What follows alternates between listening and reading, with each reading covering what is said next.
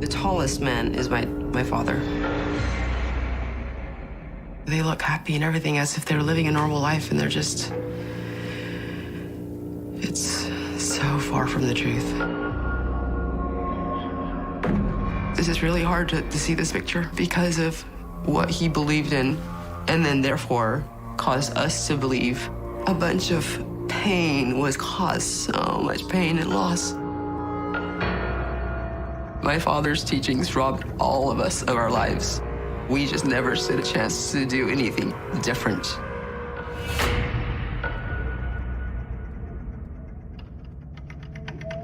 Ervil LeBaron, the self-proclaimed prophet who began preaching a doctrine of hatred and murder, was often referred to as the Mormon Manson.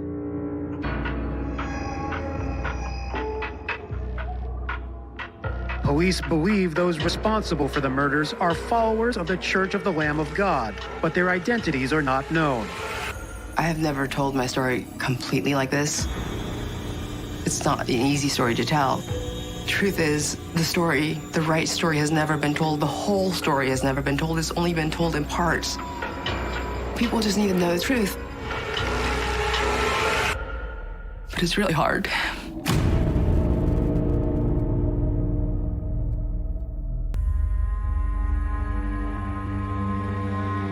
My father was a Mormon polygamist, and my mother was one of my dad's 13 wives. I had around 51 siblings, but we didn't all live together in one bunch. Several wives lived together in different homes. I lived with my mother's sister, who's also married to my dad, and her kids. So there's always a bunch of us in each house. But I didn't understand polygamy. I just knew that there was a lot of kids, there was a lot of wives, and we lived together, and this is how everyone in the world lives. My father, Ervil LeBaron, was the leader of our church, the Church of the Lamb of God.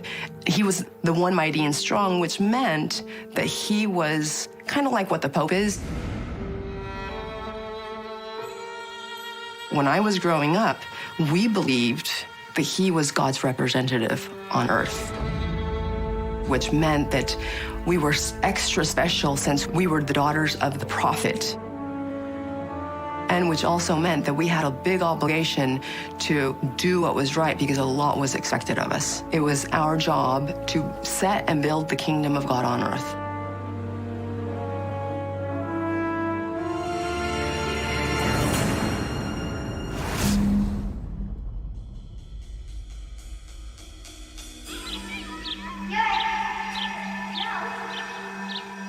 My father kept us separated and sheltered. He wanted us to be completely isolated so we would not get influenced by the devil. And it was a little stressful because we couldn't play with anybody.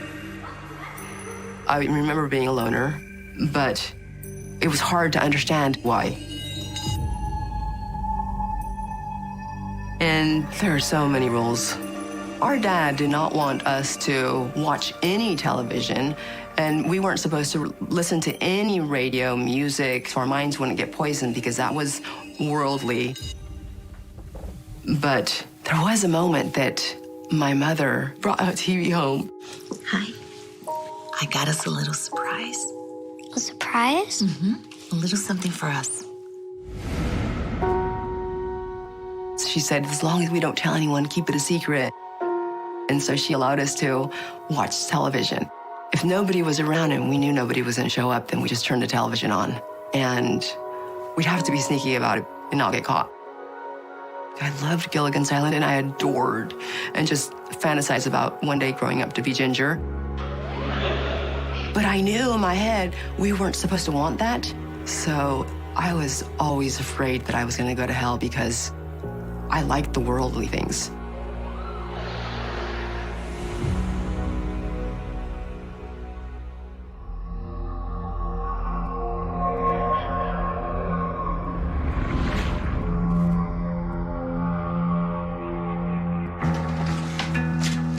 My father was hardly ever home. He would come and go randomly. My mother would always say, my dad was so important and he was doing God's will. But my mom came and told all of us to never talk to the cops because they were after us. Why? Satan has corrupted them all. So you must never let them in. Come straight to us if you see any of the devil's agents around. Understood? Because we were so special, the devil was pursuing us, and the police were influenced by the devil.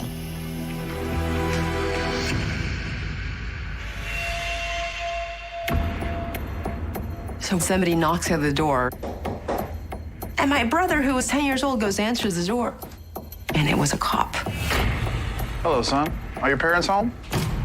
So my brother let this cop in, and then all of a sudden, one of our dad's followers makes all of us be super quiet. And we were rushed to go downstairs quick in the basement. Quick, everybody downstairs now. And we had to sit with our legs crossed on the floor. Hurry. They were trying to hide us. We had to shush, and it was super important. The enemy is here. I don't want to hear a peep out of any of you, understand? I don't know how long we were down there being as quiet as possible. But after a while, the police left.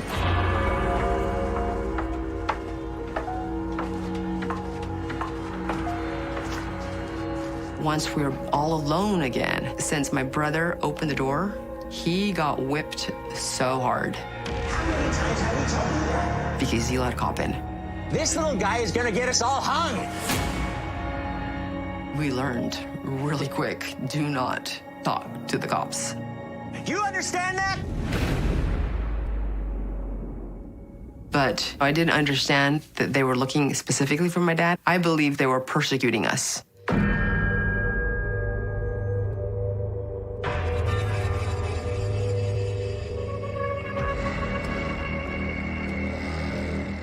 Every now and then, people would have meetings that were really important, and certain meetings were secretive, and only the chosen few people could be part of these meetings.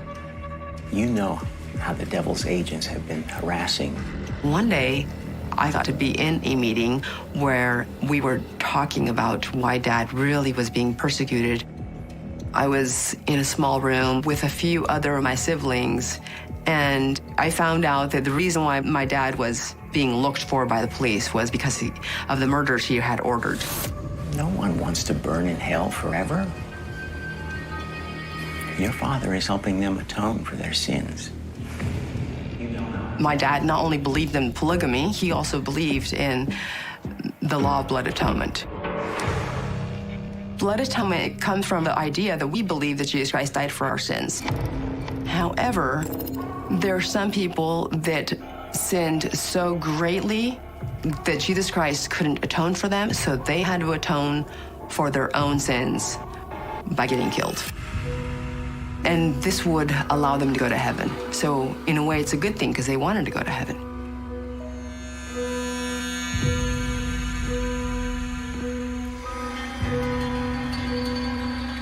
Sometimes the only way to save them from hell is for them to die. And he was in jail because he was being persecuted by the devil's people. God chose him. I absolutely felt like my dad was a martyr because he was told by God, he had these revelations, and people just didn't understand it because they were Gentiles. So since they didn't understand, they persecuted my dad. He is the one mighty and powerful. That is the price that you have to pay for doing God's will.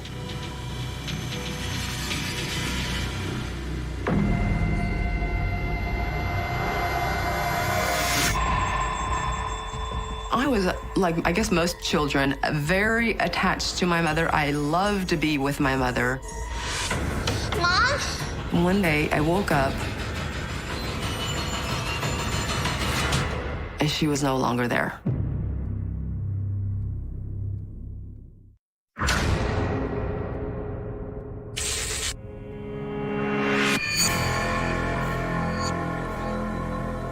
I was, like, I guess most children, very attached to my mother. I loved to be with my mother. One day, I woke up and she was no longer there. Mom? And I just figured that she was gonna come right back. And then the next day happened, she still didn't come back. And then the next day, she still didn't come back. So after about a week, I started asking my aunt, like, where's my mom? Aunt Yolanda, when is Mom coming home? And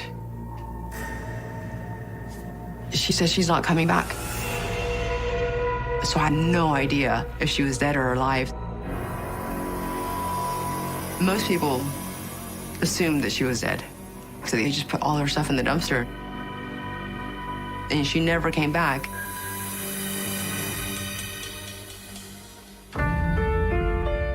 I missed my mother more than anything. And I cried and cried and cried in secret because I wasn't supposed to cry about her. But I did.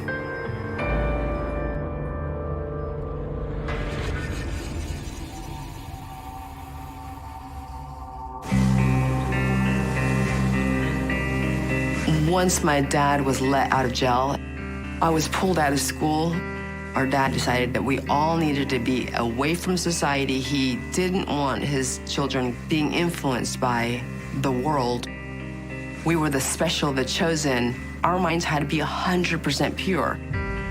And so he sent us all to a ranch so that we could be disconnected from the world and focus more on just the teachings that they wanted us to learn.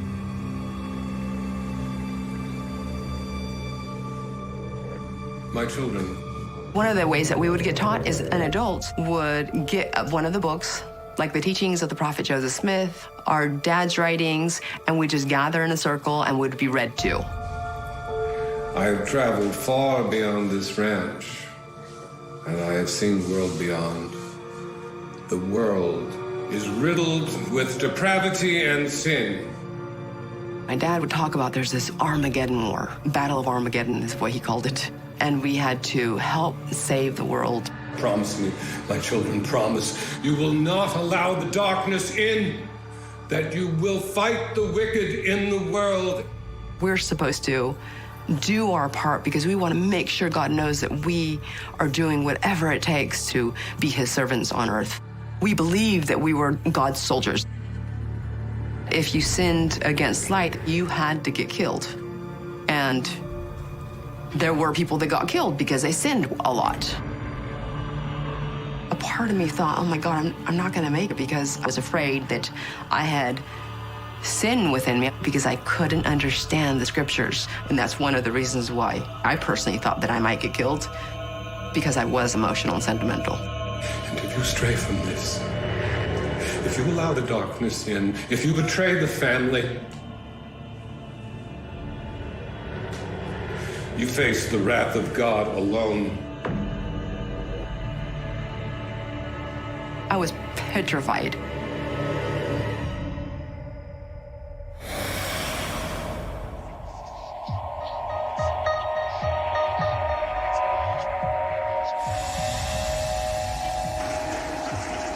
Once he was in prison, he knew that he needed somebody else to be in charge. And so he had his oldest son, my brother, Arthur, anointed to be his successor.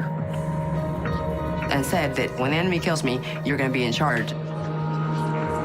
So he kind of prepared everybody.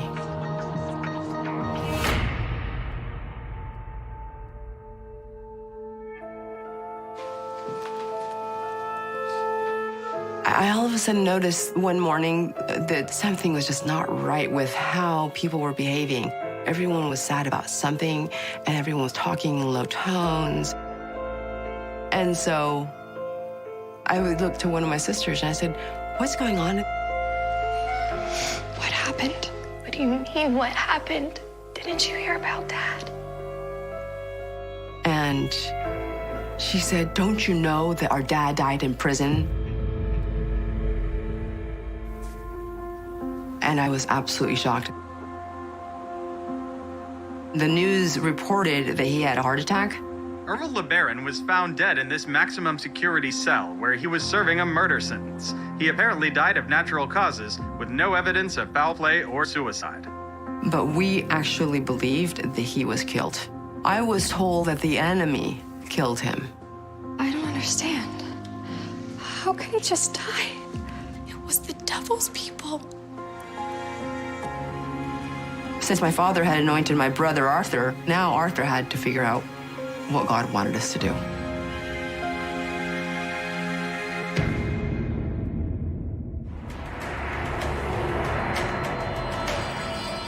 There was one of our dad's followers that didn't want Arthur to be in charge. And Leo just did not want to follow Arthur and did not want Arthur to be in charge. Ervil did not choose Arthur. He would choose someone that knows so little about his teachings. And then one day, he said that he had this revelation that Arthur was not doing God's will, and now he was supposed to be in charge. I had a dream last night. A dream that an angel came to me and told me that Arthur is not following God's will. The angel told me that Arthur is unfit to lead, as he is a sinner against God. Because of that, there became a division within the family. He convinced some people to side with him. Arthur wasn't the only one Ervil ordained before he died. He ordained me as well. You? That wasn't in Ervil's writings? No, but it is God's will. And then some people also sided with Arthur. So our clan, it was divided in two. You all will help me send Arthur from this earth. Any who stands against me stands against God and will face blood atonement.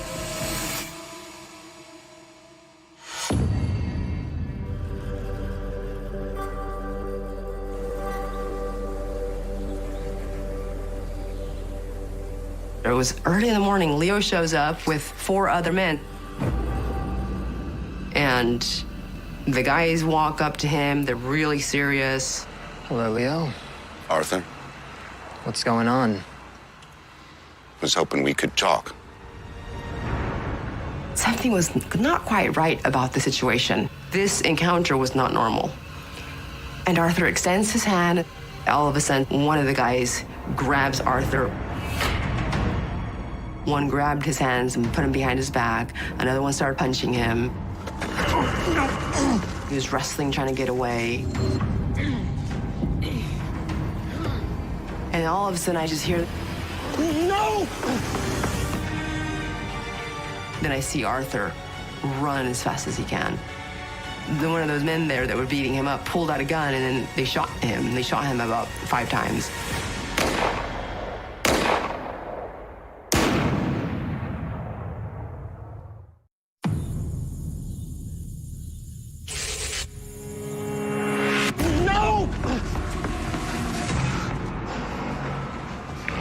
Arthur got shot.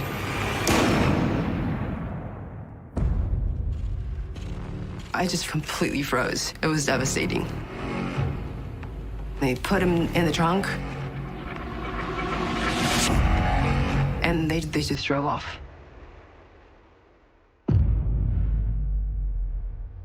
We went to the ranch to be protected, and we were not safe. And what was the most shocking is that the enemy was within our very own church. The men that came to kill Arthur were my uncles. I knew these men.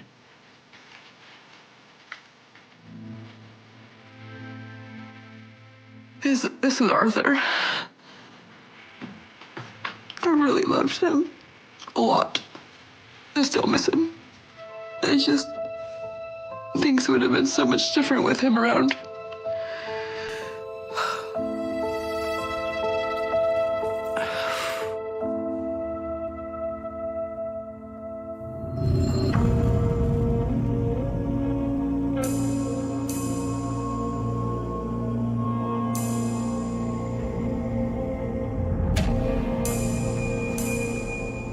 This was Hebrew when he was in charge. He was 19 years old.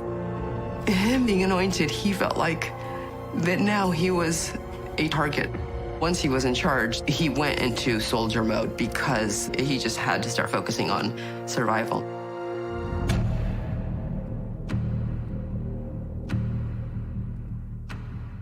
Heber felt that he had to do something because if Arthur got killed, who else was next? We don't go to the police. To us, the police were the devil's handyman. So how do we stay protected? What Heber decided is that we all needed to have weapons so that we were not defenseless. He brought guns for everyone. I got a .22 rifle. He took us out to show us how to use the guns. And here we are, a bunch of kids on the ranch, armed to protect ourselves because we were afraid for our lives. To me, this was definitely a good thing that now I had a weapon in case something bad ever was going to happen.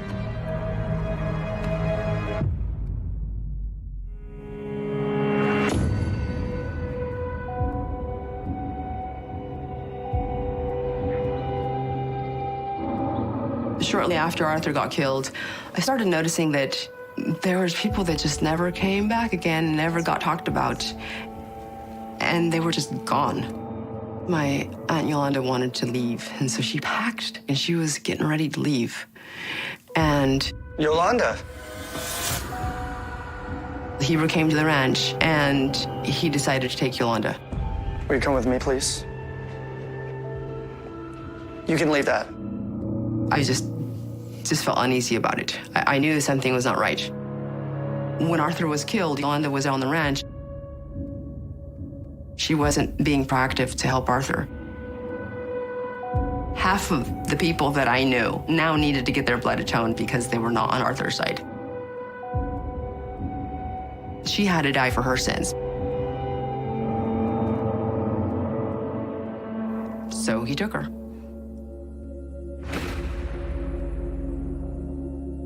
I knew that this is not something I was supposed to be sad about. But I loved Yolanda. She was like my mom. I grew up with her, and she was my mom's younger sister. So I secretly cried. This is Yolanda. She was the one that I spent the most time with because she took care of the children. I was devastated because I couldn't imagine being on the ranch without her, being separated from her. I was just so scared. It was so hard to accept because I loved her so much.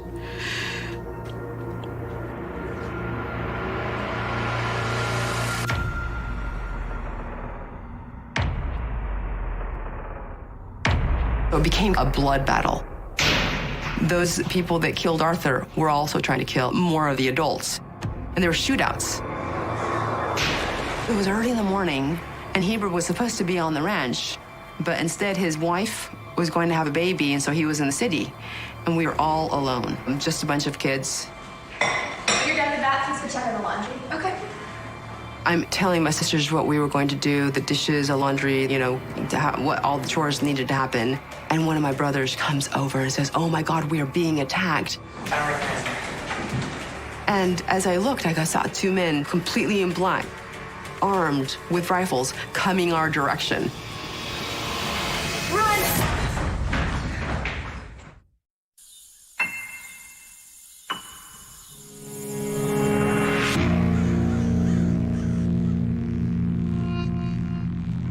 It's early in the morning on the ranch, and one of my brothers comes over.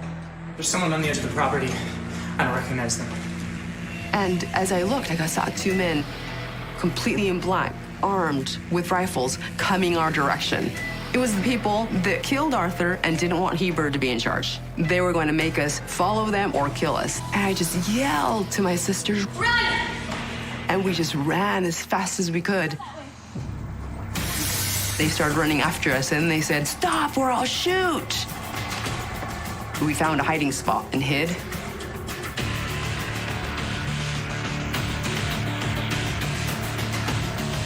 And then all of a sudden we hear a gun go off. Scared the hell out of us. Across the field, I had two other sisters that were there, and one of them had a really heavy-duty rifle. They didn't realize that we were gonna shoot at them. They get so scared, so they just take off. We knew we were safe, so we came out from hiding and we went back to the ranch. but we were always very afraid that somebody was going to come kill us.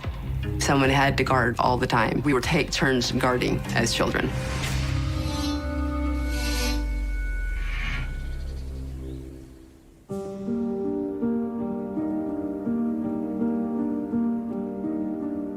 Things got so complicated that it kind of felt like I was walking on eggshells.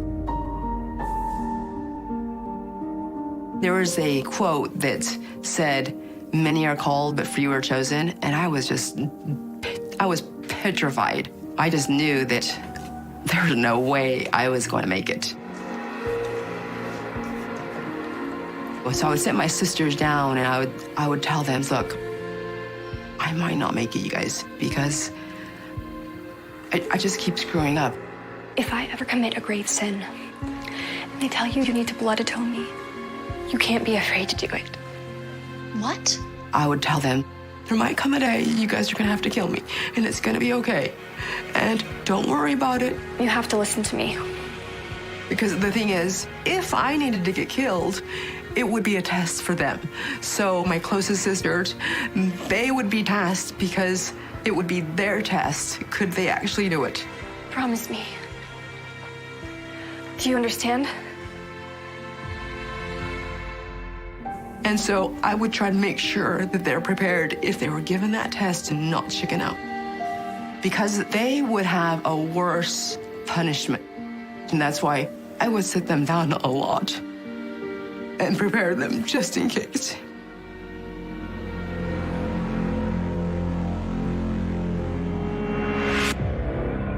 I could tell my brother was worried about something. I'm like, what's going on? What's happening? And he says, I was chosen to be on this military mission. We knew a military mission was that you were going to go out and kill somebody that needed to be blood atoned. He's like, I know I'm supposed to be going on this military mission, but I really don't want to go. And I'm scared. I'm really scared. I don't know if I can do it. You can do it. Listen to me. You know what they'll do to you if you don't. I was scared for him because I thought, oh my God, my brother was chickening out. You couldn't just decide not to kill somebody. It was not an option, because if you chose that, then you were gonna get killed. And I really loved him. I just kept saying, you have to not be afraid, and you just have to do it. You know what they'll do to you if you don't. I was giving him a lecture to make sure he didn't back out. No, just snap out of it, because you have to do this, and it needs to be done, and you really need to just do this, and don't be afraid. You'll have to do it. So you just go, and you do it, and then you come back, and everything will be fine. I didn't want him to go to hell, because he was a wimp.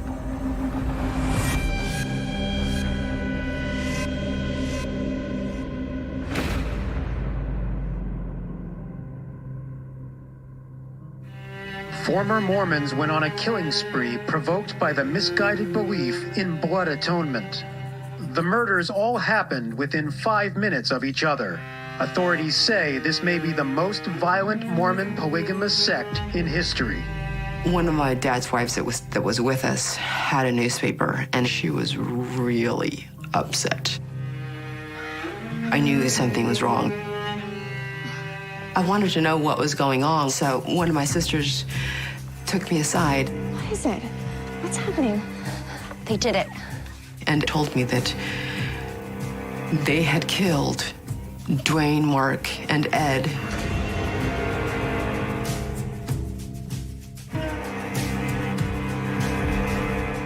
When our dad ordered someone's death, they were the ones that carried all the deaths out. But they split off because now they wanted to be in charge.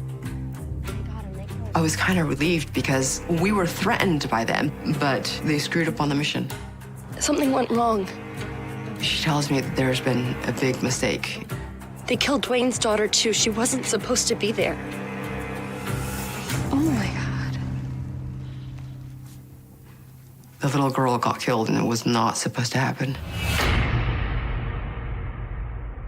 It was devastating. And we just didn't know what was going to happen.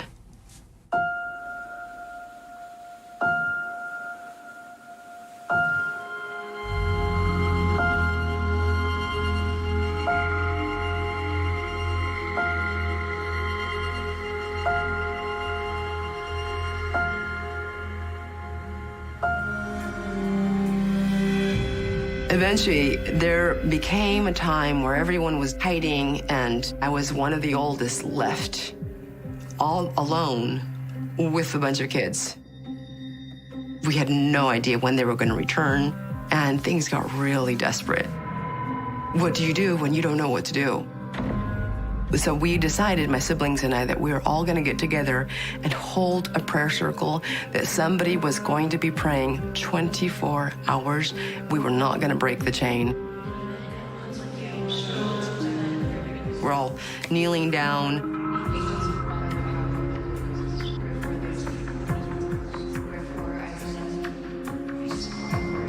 Several days after praying and praying, I think I know what we have to do. one of my younger siblings said that one of the guys that killed Arthur on the ranch is still alive. And maybe that's why God wasn't blessing us. We need to go out there and go kill him. I was still under the belief that our job was still to continue living this life. We were still responsible for carrying out God's orders. So it just all of a sudden became the mission. And me and her were going to kill him.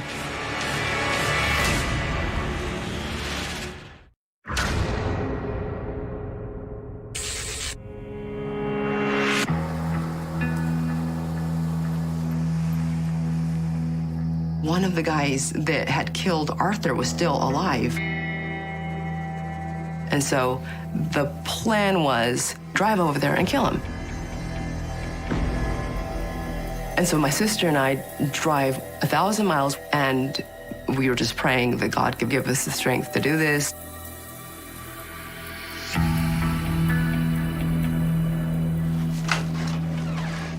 Girls.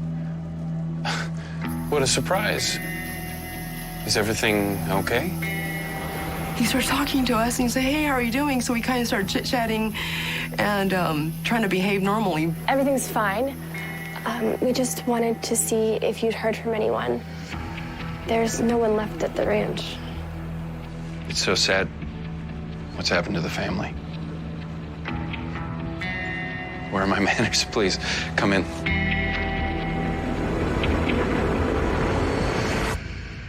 I can't. We were scared and couldn't do the mission. We shouldn't have come here. So what we ended up doing is we decided we were going to go back home, and we just drove back home. We didn't know what to do, what was going to happen. We just were hiding and waiting for someone to come or something to happen.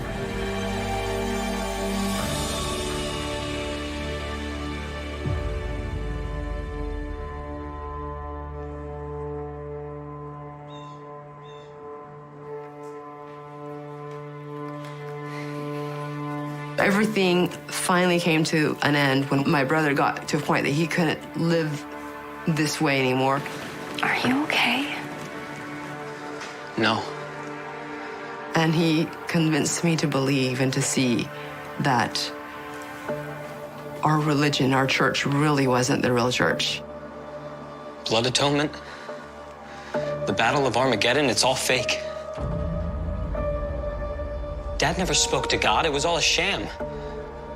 Everything we did, everything they told us, none of it is real. We had a long discussion. He said that it was a complete lie and that we needed to quit following it. The truth is, God would never do something like that. We don't have to do any of it anymore.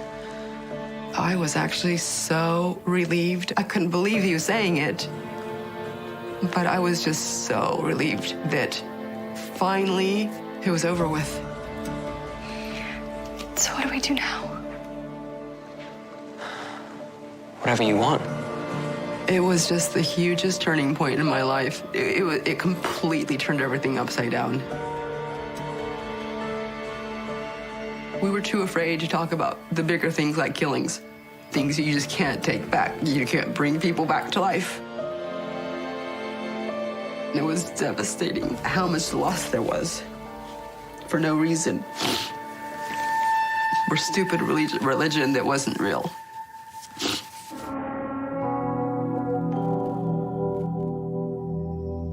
He just felt so horrible that he was the one that on accident killed the little girl, and he just couldn't live with it. And so he said, you know what, if I get the death sentence, who cares? He didn't care anymore. He just wanted it to be over with. He turned himself in and told the police everything. At this point, nobody was held in custody for any of the murders, and they were still trying to figure out who it was. And because of what he did, my siblings got prosecuted, and now they're in prison.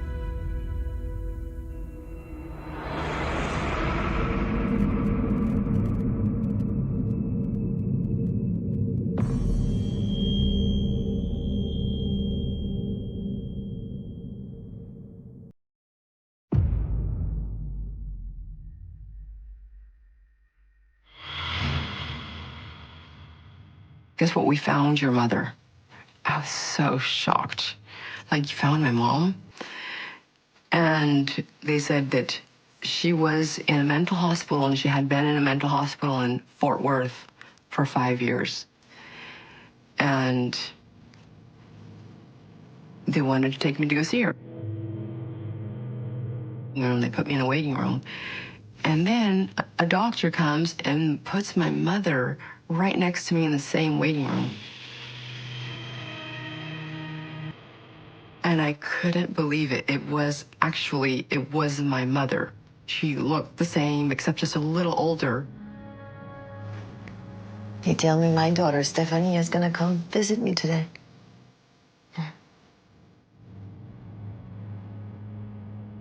And she could not recognize me. I was so shocked. You don't remember me? I'm your daughter. My mother was in this mental institute because she just couldn't take it and had this mental breakdown.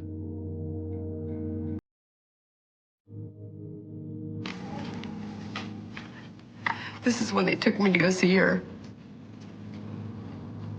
I'm 16 years old, and she didn't recognize me because I was so tall. I had grown so much. The last time I saw her, I was 9. At 9 years old, I was still a little girl. She wasn't expecting to see somebody all grown up.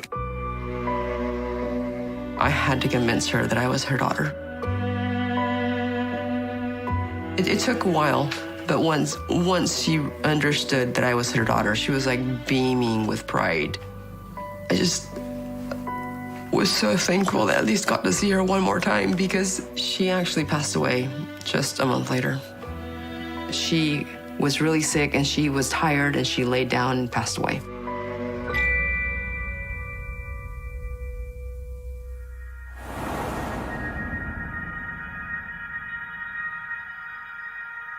I always really wanted to be an actress.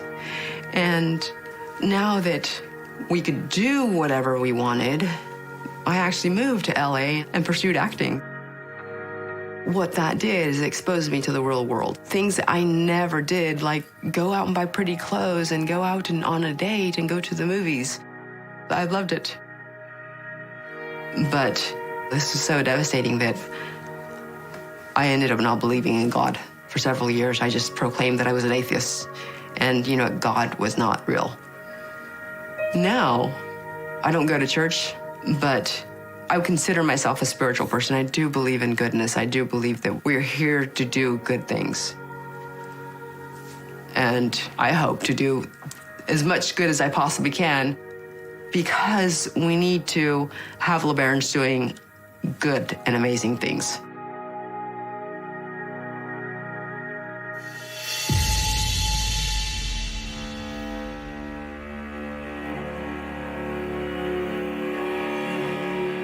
Out there's still this looming fear from some people that Ervil LeBaron still has, even though he's been dead for how many years, control over some people. And that is so not true. Nobody believes in this cult anymore. Nobody. Even my brothers who are in prison for these murders, they too eventually woke up to the reality that our doctrine and whatever we were raised to believe was bogus. And when I speak to my siblings now, we talk about how horrible it was that this ever happened. Under the sodium glow of a Florida streetlight, the night feels thick enough to touch. It's past midnight, the air heavy with humidity and the faint sting of ocean salt. Somewhere beyond the mangroves, thunder grumbles like a warning. A lone porch light flickers on, followed by the sharp, mechanical bark of a police cruiser engine idling in the driveway. Then, 3 hard knocks. Not a neighbor's visit, not a delivery, the kind of knock that stops hearts. Inside, a man jerks awake, disoriented, the weight of 30 years pressing against his ribs. He opens the door to find 2 detectives standing there, badges flashing in blue light, eyes calm but cold. One holds a thin folder, old and yellowed. The other says a name that hasn't been spoken out loud in decades. And just like that, the silence of a generation shatters. Florida 1994 cold case solved. DNA match sparks midnight arrest. The cuffs click, a metallic echo swallowed by the wet air. Neighbors peek through blinds, phones ready, already recording what they don't understand. The man doesn't fight. He doesn't ask why. He just exhales, a slow, tired breath, as if some buried part of him has been waiting for this moment since the day it all began. Across town, a phone rings in a dark kitchen. A woman in her 60s answers, her voice cracking on the first hello. The detective on the other end speaks carefully, words he's rehearsed 100 times. "Ma'am, we've made an arrest." For a moment, she can't move. The world narrows to the faint hum of the refrigerator and the sound of her own heartbeat. 31 years of not knowing collapse into one impossible truth. They found him. But before the midnight knock, before the DNA, before technology learned to talk to ghosts, there was a summer in 1994. A summer that smelled of gasoline and orange blossoms, of fried food and rain on hot asphalt. The kind of Florida heat that makes tempers short and time slow. That was the summer Erin Caldwell vanished. 22 years old, waitress at a roadside seafood joint off Highway 41. The kind of place that looked like it hadn't closed in 20 years, but never got busier than half full. Locals came for beer, shrimp baskets, and gossip. Truckers came for quiet. Tourists never stopped at all. Erin wasn't the type to draw headlines. Small-town girl, working long shifts, saving for something better. She had a second-hand car with sand in the floorboards, a small apartment decorated with seashells and faded Polaroids, and a habit of calling her mom every night after work. Always. Just checking in, she'd say, even if it was midnight. Her mother used to laugh and tell her to go live her life. Then one night, the phone stayed silent. That Tuesday, Erin clocked out at 9:41 p.m. She joked with her manager about the broken register, grabbed her purse, and stepped out into the parking lot. A storm was brewing, thunder low and far, the kind that vibrates in your chest.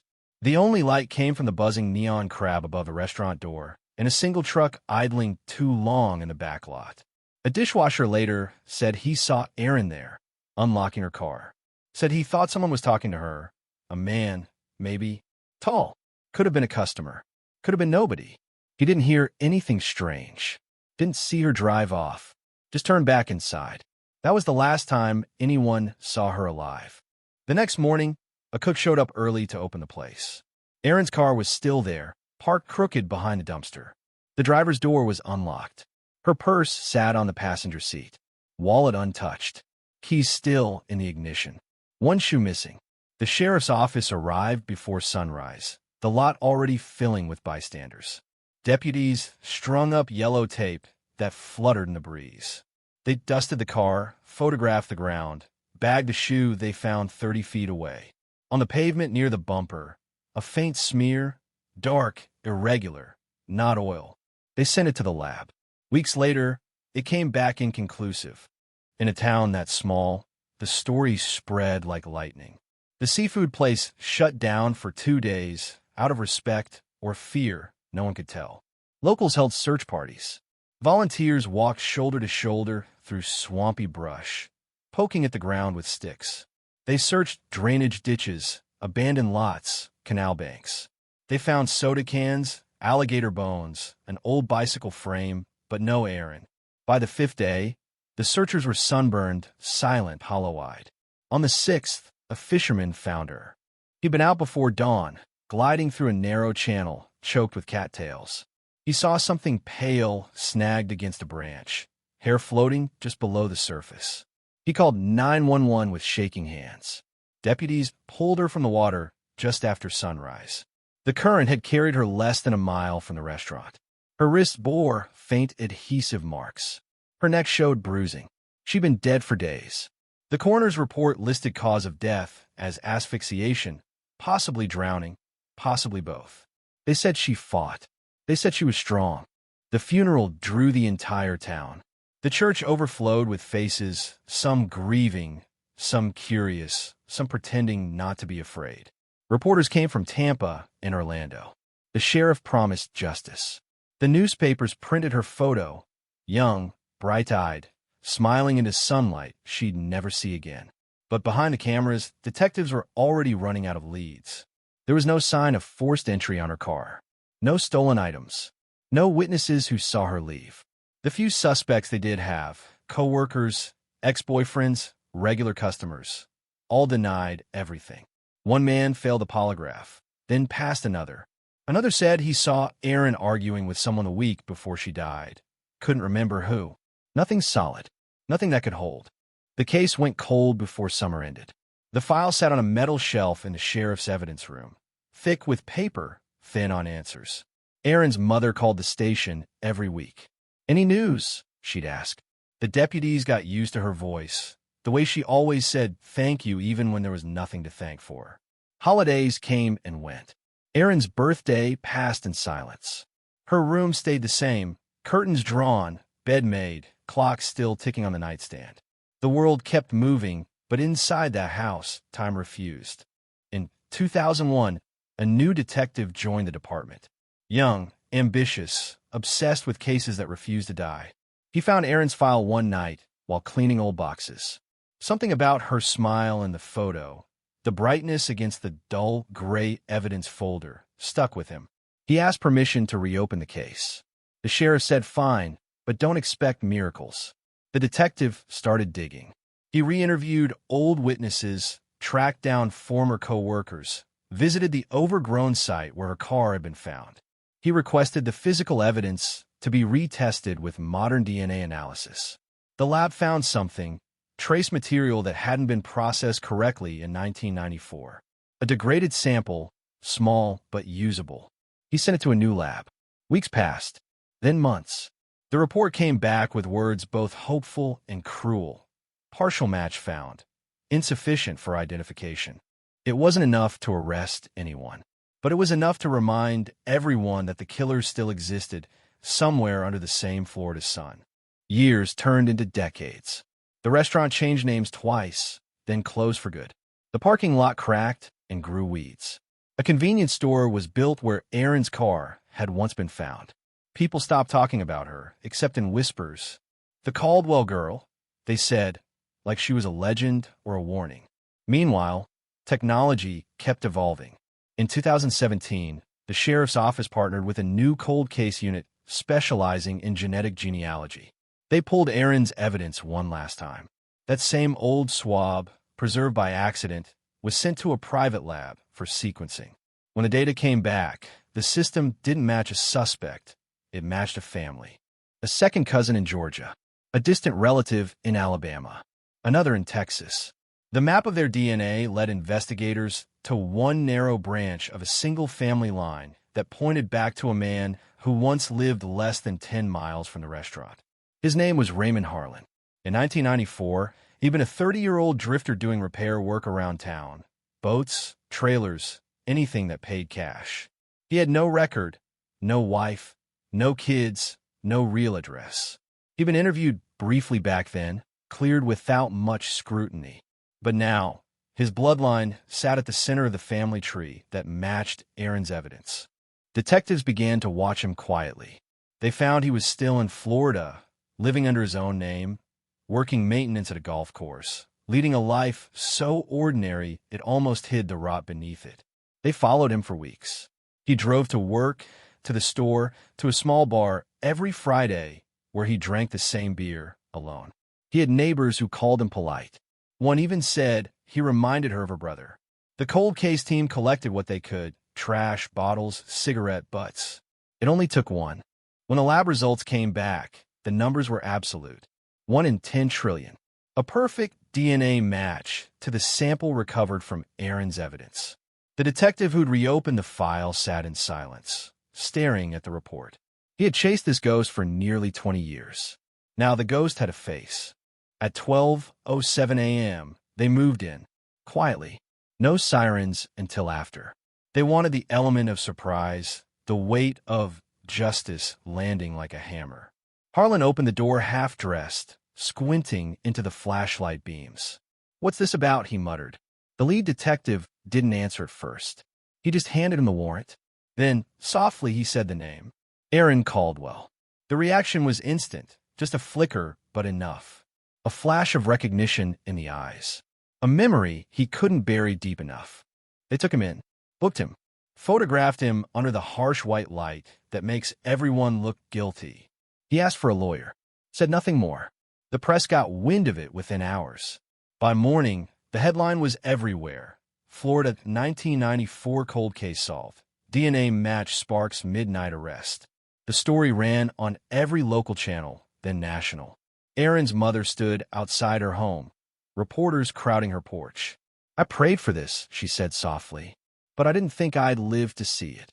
Yet for all the headlines, for all the noise, one truth cut through the celebration. DNA tells you who, not why. It can point to a killer, but it can't replay the night. It can't explain the missing shoe, the careful placement of her purse, the silence in that parking lot. The arrest closed a circle, but not the story. Because every solved cold case still hides a question no science can answer. What really happened in those final minutes? And sometimes, the truth that finally surfaces after 30 years is only the beginning of another kind of nightmare. Rain came down like a curtain the night they brought Raymond Harlan into custody. The storm rolled in from the Gulf, splitting the sky with jagged light, washing the streets clean, or trying to. Reporters huddled under umbrellas outside the county jail, their microphones trembling in the wind. The camera lights reflected off the wet asphalt, turning every puddle into a mirror of chaos. Inside, under buzzing fluorescent bulbs, Harlan sat handcuffed to a metal table, motionless. His hair was gray now, his hands spotted and veined, but there was still something in his posture, stillness sharpened into defiance. The detective who'd hunted this case for half his life watched him through the two-way glass, arms crossed, breathing slow. He'd imagined this moment too many times.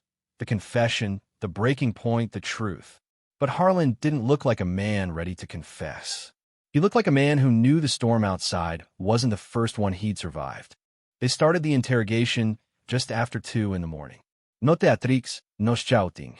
The detective slid a photo across the table. Aaron Caldwell's face stared up from the paper, her driver's license photo, smiling, unaware. "Do you know this woman?" he asked. Harlan blinked once, twice, and then shook his head.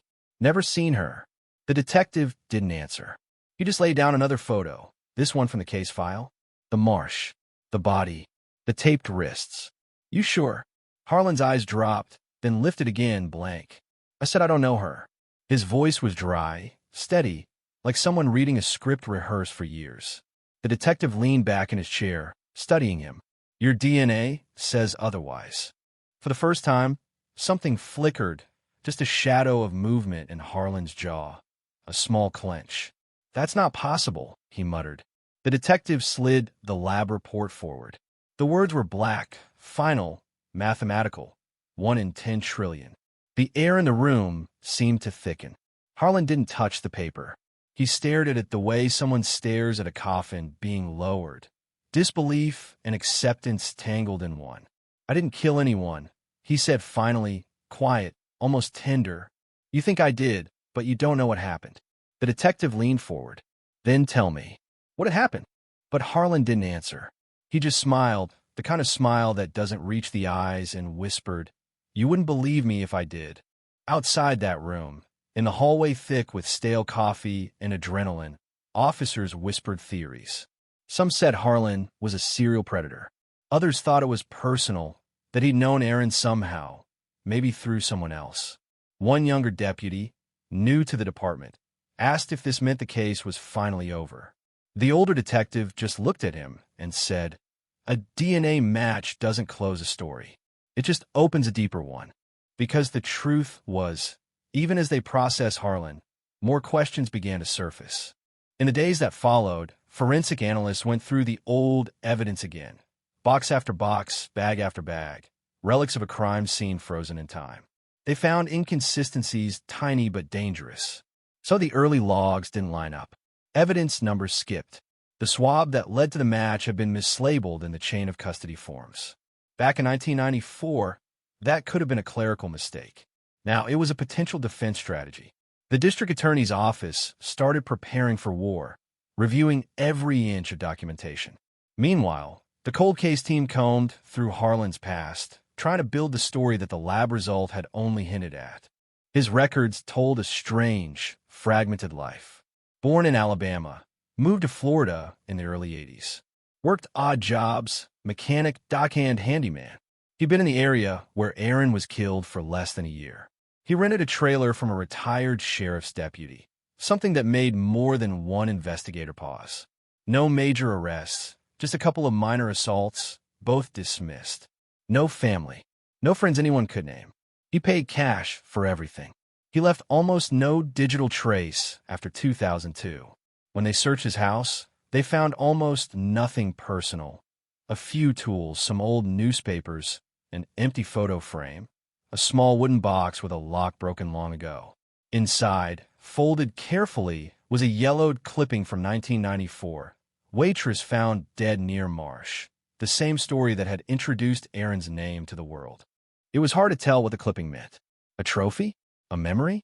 Or guilt pressed in a paper, kept like a scar? The trial preparation began before the ink on the warrant dried. Prosecutors called it a victory for modern science. The sheriff gave interviews about persistence and faith. No matter how long it takes, he said, justice finds a way. But justice doesn't move in straight lines. While the town celebrated closure, small cracks started to show. Reporters dug through archives and found that Harlan had been questioned in another disappearance. A hitchhiker in 1993, never solved. That case, too, had vanished into a drawer. The family started calling again. Could it be him, they asked. Could he be the one? The sheriff's office didn't answer. They were too busy keeping the story clean. Then came the twist. A retired deputy, living in Georgia now, saw the headline and called the department.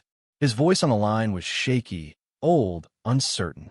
"I remember that case," he said. "And I remember something they told us not to write down." He spoke about the night Aaron's body was found. The storm, the marsh, the strange car parked near the scene hours before the discovery. A dark sedan with county tags. Not Harlan's truck. Not anything belonging to a suspect. When deputies approached it, it drove away. The license plate wasn't recorded. The retired deputy said the sheriff at the time told them to drop it. Said it wasn't important. Said the driver was helping with the search. The detective who heard this story clenched his jaw. Helping with the search. That's what they always said. The next morning, he pulled the old personnel logs. In 1994, the sheriff's department had 5 officers assigned to the Caldwell case. 2 had since died. 1 had retired to Georgia. The other 2 had left law enforcement completely. But there was a 6th name, a volunteer consultant from the State Bureau, listed briefly in the case notes, then gone. No photo, no follow-up. The detective searched the archives for hours until he found a single line in an old memo. Consultant R. Harlan, field tech, temporary. The blood drained from his face. Raymond Harlan had worked for them. It wasn't a long stint, and the paperwork was vague.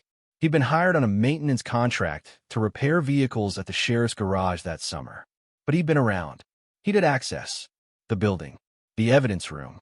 The parking lot where Aaron's car sat for 2 days before being towed. If that was true, it meant he'd been hiding in plain sight. Not outside the investigation, but inside its walls. The revelation hit the department like a bomb. Reporters didn't know yet. The public still saw Harlan as a monster unearthed by science. But inside those offices, everyone knew what it meant. Their own system had sheltered him. The detective who'd reopened the case didn't sleep that night. He went through the photos again, one by one. Aaron's body, the marsh, the car, the tape, the missing shoe. He noticed something he hadn't before, something so small it could have been nothing. In one photo of her car's back seat, there was a smudge on the vinyl. Dark, oval. It had been labeled unidentified residue in the evidence notes. The detective sent it for retesting using modern touch DNA techniques. The result came back 2 weeks later. It wasn't Harlan's. It belonged to someone else, a male profile not in any database. The case, declared solved, was unraveling before the trial even began. In the meantime, the town couldn't decide whether to breathe or panic. The old seafood restaurant had been demolished years ago, but people left flowers on the cracked asphalt where the sign used to stand. Aaron's mother stopped doing interviews. The calls from reporters became too much. She told one friend, "They talk about justice like it's a word you can hold. But when I close my eyes, I still see her car. I still smell the rain." The detective met her one afternoon, unannounced. She opened the door slowly, recognizing his face before his name. He told her the truth, that there might be more to the story. She didn't cry.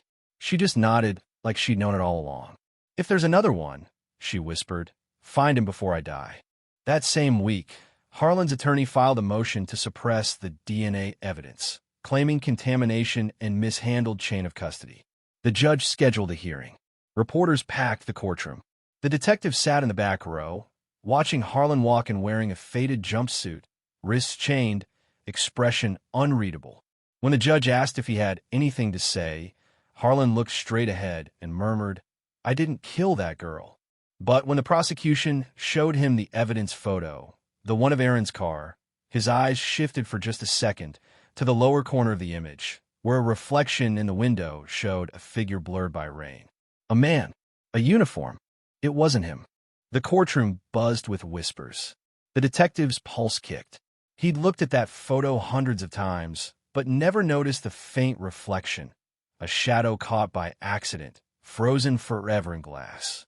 They enlarged it later, ran digital filters, tried to clarify the shape. It was impossible to make out a face, but the outline of a badge was visible on the chest. That night, the detective sat alone in his office, the storm pressing against the windows. The photo lay under the lamplight, the reflection glowing faintly like a ghost in a mirror. Somewhere in the depths of that reflection, another truth waited, one that could tear the whole case open again. He whispered her name under his breath. Aaron Caldwell, the girl who never came home, the girl whose murder was supposed to be solved, the girl whose death might still be speaking through the glass. And as thunder rolled again across the flat Florida night, the detective realized something terrible. The cold case wasn't over. It had only just thawed. The photograph wouldn't leave his mind. The blurred reflection on the car window, barely visible in the print, seemed to pulse under the lamplight like a living thing. The outline of a badge. A figure standing too close to the victim's car on the night it was found. A ghost trapped in glass. The detective stared at it until dawn, his eyes burning, the edges of the photo smearing into gray. He thought about how long the world had believed Aaron Caldwell's story was finished, how headlines had already crowned it solved. But in that reflection, faint, accidental, impossible, was the whisper of something rotten. Something that said, maybe the killer had worn the same uniform as the men who swore to catch him. By morning, the storm had passed. The streets steamed in the new heat, and reporters had moved on to fresher news. But inside the sheriff's office, tension coiled like a live wire. The cold case team was under pressure to keep their narrative clean. Decades-old mystery solved by DNA. Community finds closure. The sheriff wanted that line repeated, printed, sealed, but the detective couldn't let it rest.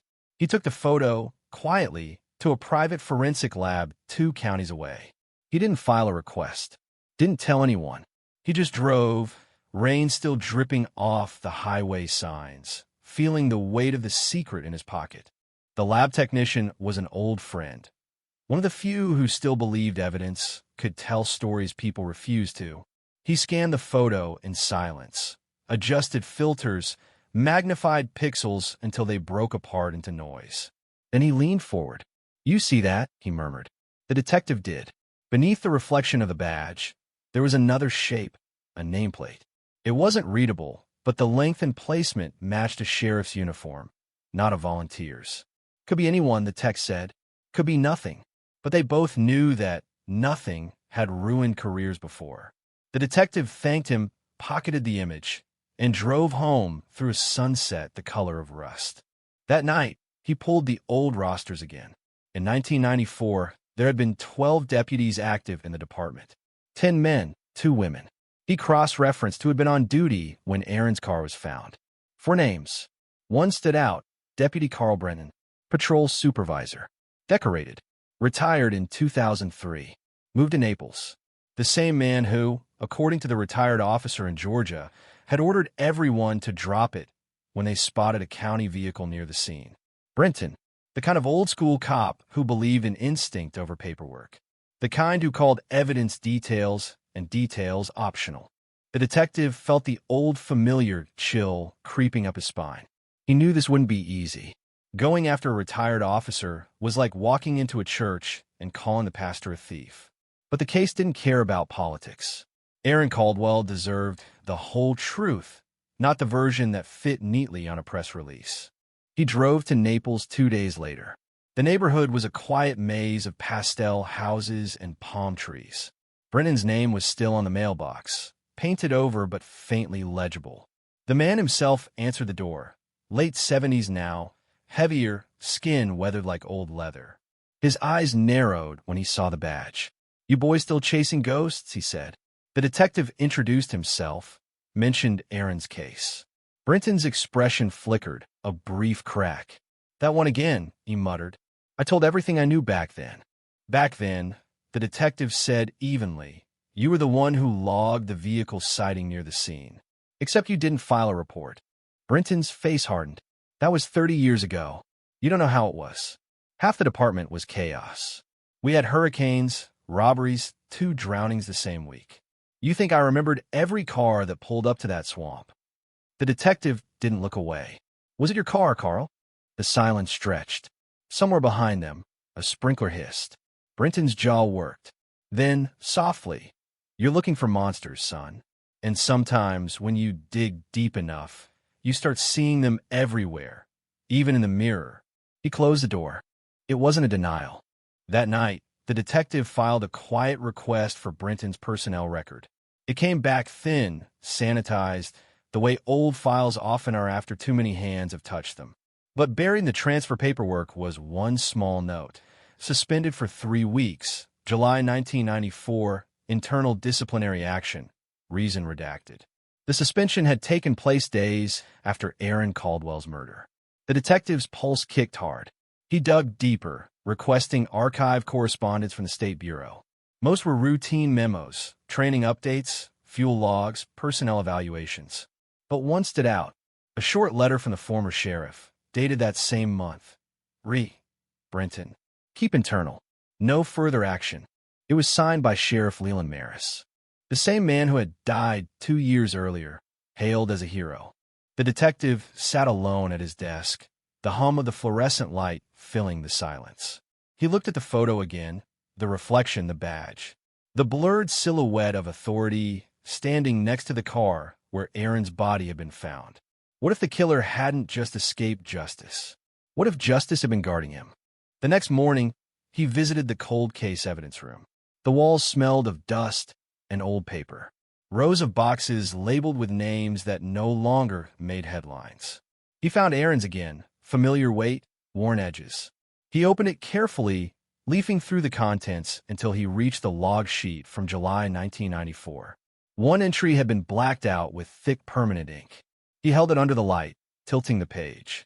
The faded imprint beneath the blackout spelled one word: vehicle. He took a rubbing, slipped it into his jacket. The deeper he went, the more the air in the department seemed to thicken. Whispers followed him. The sheriff stopped returning his calls. The prosecutor's office warned him to stay on script. There was a trial to prepare, a press conference to uphold. But the detective couldn't stop thinking about that reflection, that nameplate, that erased entry. Meanwhile, Raymond Harlan sat in his cell, reading the same newspaper headline every morning. Cold case solved. He'd stopped denying. He'd stopped talking entirely. But one afternoon, when the detective visited him for a follow-up, Harlan finally spoke. "You ever wonder," he said quietly, "why the car was left behind her work?" The detective frowned. "Because you panicked." Harlan's lips twitched, almost a smile. "You think I panicked? You think I'd leave the purse neat like that? The shoe? That wasn't me." "Then who was it?" Harlan leaned forward, eyes suddenly sharp. "You're not listening. I didn't kill her. I found her." The words landed like a blow. He went on, voice low, steady. Said he'd been drinking near the docks that night. Saw a car pulled behind the seafood place. Door open, headlights off. Thought it was strange. Went closer. Said he saw someone in a sheriff's jacket, standing by the driver's door, half in shadow. Said he called out, asked if they needed help. The man turned, told him to leave. He did. 2 days later, he saw Aaron's photo on the news. "I told a deputy," he said. "Told them I'd seen a car. They told me to forget it." The detective felt the floor tilt under him. "You're saying you saw an officer there?" "I'm saying," Harlan said, eyes glassy, "you should look in your own house before you look at mine." The detective left the cell shaking. If Harlan was lying, it was a calculated one, too specific, too dangerous. If he was telling the truth, it meant the case that had made the sheriff's office look like heroes was built on a lie. He called the lab that night, asked them to recheck every fingerprint lifted from Aaron's car, not against criminal databases, but against law enforcement personnel from 1994. It took a week. When the call came, the technician's voice was quiet, hesitant. "We found a partial match," she said. "It's old, degraded, but the ridge pattern aligns with Deputy Brenton. Not conclusive, but close." The detective closed his eyes. The reflection had spoken, but the truth had teeth. The moment he filed the discovery request, the hammer came down. The sheriff called him into his office, face red, voice low. "You're not helping anyone by chasing ghosts," he said. "We have a case, we have DNA, we have a killer in custody. Let it rest." The detective didn't argue. He just nodded, walked out, and made copies of everything he'd found. 3 nights later, his car alarm went off outside his apartment. When he came out, the windshield was shattered, a dead bird placed neatly on the hood. A warning delivered with precision. He didn't sleep after that. He started keeping his files at home, hidden in an old toolbox. He stopped trusting the phones at the station. The headlines still blared about closure, about justice, about how Florida's oldest unsolved homicide had finally found peace. But the detective knew peace was a word the dead never believed in. A week before the trial, he received a brown envelope at his doorstep. No return address. Inside was a single photo, old, grainy, taken with a disposable camera.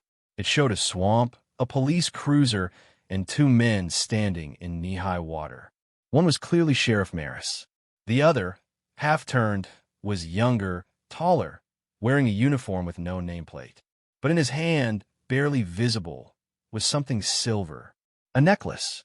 The detective flipped the photo over. On the back, in faded pen, were 2 words, her locket. He didn't need to ask whose. The evidence room had listed Aaron's jewelry as unrecovered. She'd worn a small silver locket that night, engraved with her initials. Her mother had mentioned it in every interview, every prayer. "They never gave it back," she used to say. Now there it was, in the hand of a man wearing a badge. The detective's hands trembled as thunder rolled again in the distance, low and endless, the kind that doesn't bring rain, just warning. He stared at the photo until the silver locket glimmered under his lamp like a tiny piece of truth clawing its way back from the dark. And he knew, with a cold certainty, that he had just crossed the line from investigator to target. The photograph felt heavier than paper should. It sat in the detective's palm like a coin pried from a dead man's mouth, cold, dirty, and impossible to ignore. Sheriff Maris in the frame, knee-deep in swamp water, face turned toward the camera like he knew history would one day come looking for him, and beside him a second uniformed figure half-turned, anonymous, gripping something that caught the light with a clean, cruel shine. A locket. Erin's locket. The one her mother had described for 31 years with the same breathless precision, as if saying its details out loud could summon it back. Small, silver, oval, engraved with initials. Unrecovered. Lost. Taken. Gone. And now it was right there, held like a trophy in a hand that belonged to the law.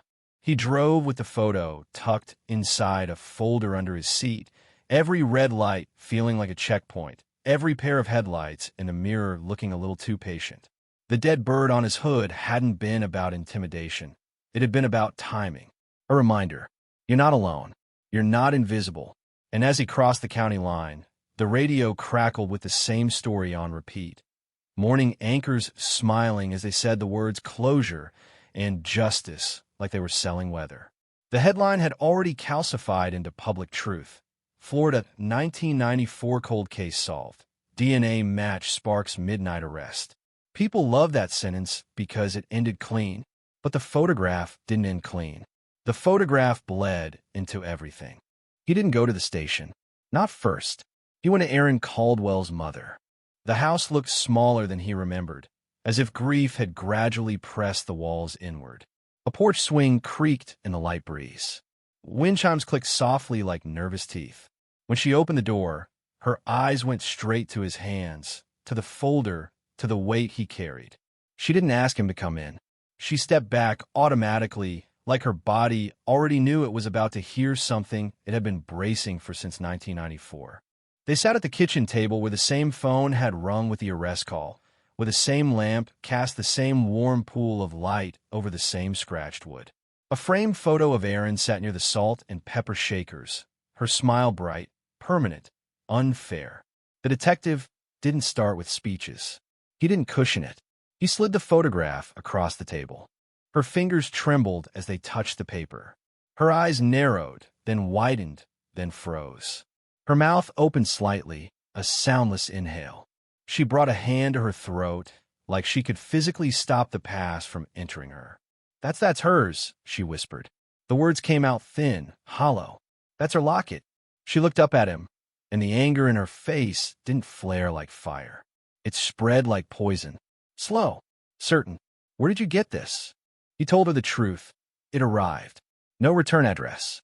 No explanation. Just the image and those two words written in faded pen. Her locket. She stared at the photo again, then at Erin's framed smile, then back at the locket in the stranger's hand. "They told me it was gone," she said. "They told me she must have lost it in the water." Her voice cracked. "They told me a lot of things." The detective felt the room tilt with the weight of what he couldn't yet prove. "I'm trying to find out who took it," he said, "and who kept it." She didn't cry. She didn't wail. She just sat there, breathing shallow, eyes fixed on the photograph like it was a wound that had finally torn open. "You think it was them," she said, meaning the badge, the uniform, the people who'd stood in her living room in 1994 and promised they'd bring her daughter home. "You think it was law enforcement." "I think somebody with access handled evidence that never got logged," he said, "and I think they wanted this case to stay clean. Too clean." Her hands tightened around the photo. "Then why arrest that man?" she demanded. "Why put him in cuffs at midnight like a show?" Because that was the part the public could digest, he thought. Because a DNA match makes a perfect villain. Because a drifter is easier to blame than a deputy. But he didn't say that. He said, because his DNA is there. "I believe that." And he watched her flinch at the word believe, because belief was what they'd fed her for decades. Belief instead of facts.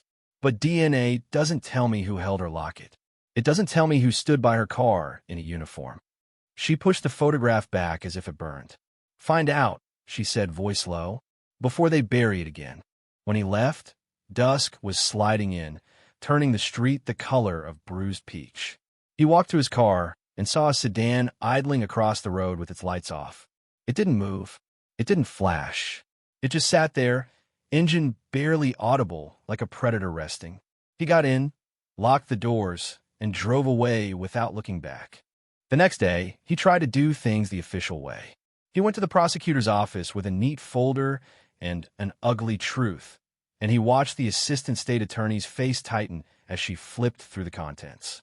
The locket photo, the redacted suspension memo, the partial fingerprint alignment, the new touch DNA profile from the car seat that wasn't Harlan's. He watched her eyes dart to the window, to the hallway, to the closed door behind him, as if the building itself had ears. "This is explosive," she said carefully. "It's real," he replied.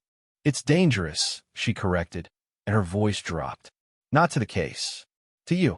He waited for her to say she'd take it upstairs, that internal affairs would be notified, that someone would finally do the thing the system always swore it would do, clean itself.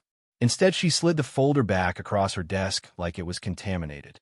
"You understand," she said. "We're weeks from trial. The department is already taking heat over chain of custody. If you introduce a theory that suggests corruption, without a full corroboration, you'll hand the defense a gift-wrapped mistrial." "So we ignore it?" he asked. She didn't say ignore. She said, "Be careful about what you think you saw." The detective walked out into sunlight that felt too bright, too indifferent.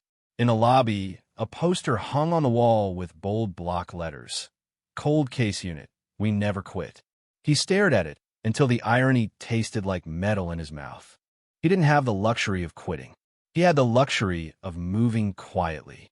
That night, he went back to the evidence room with a key he technically still had and a stomach full of dread.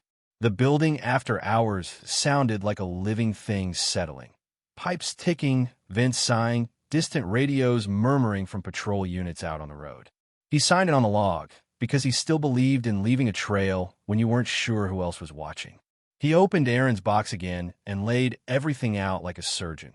Photos, tape, clothing inventory, handwritten witness statements, the old lab report that had once been a dead end. He held the jewelry inventory sheet up to the light.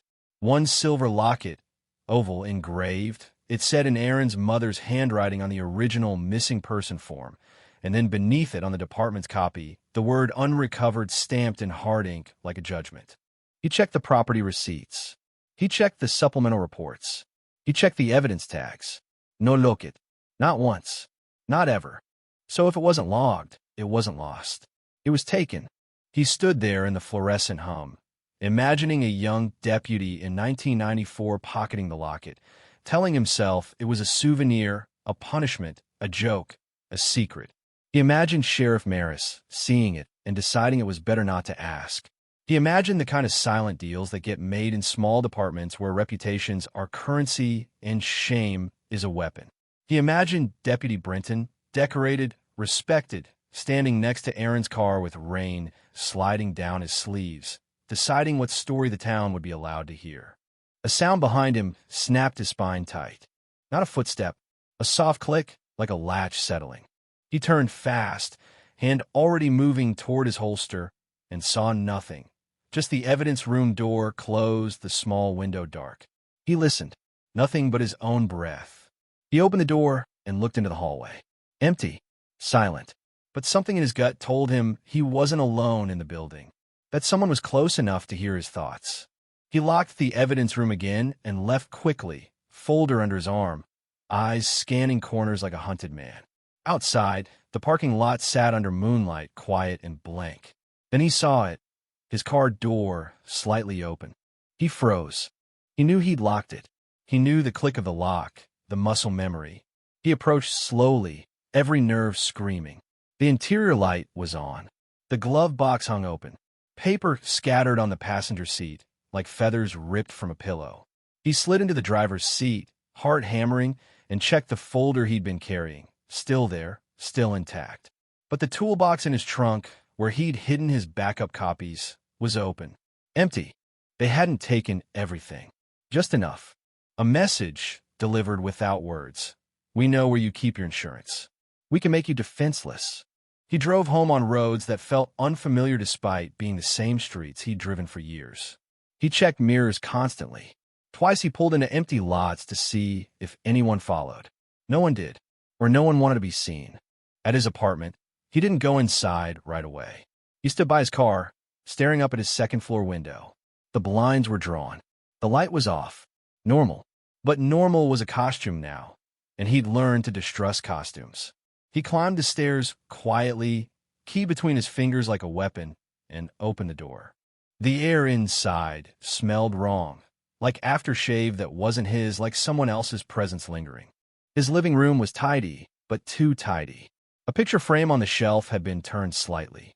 His couch cushion was shifted, tiny imperfections that screamed one thing. Someone had been here, and they wanted him to know it, without leaving anything that could be photographed, bagged, or tested. On his kitchen counter sat a single object, a silver locket. His blood went cold. It was oval. It was engraved. It was placed dead center beneath the overhead light like an offering on an altar. He didn't touch it.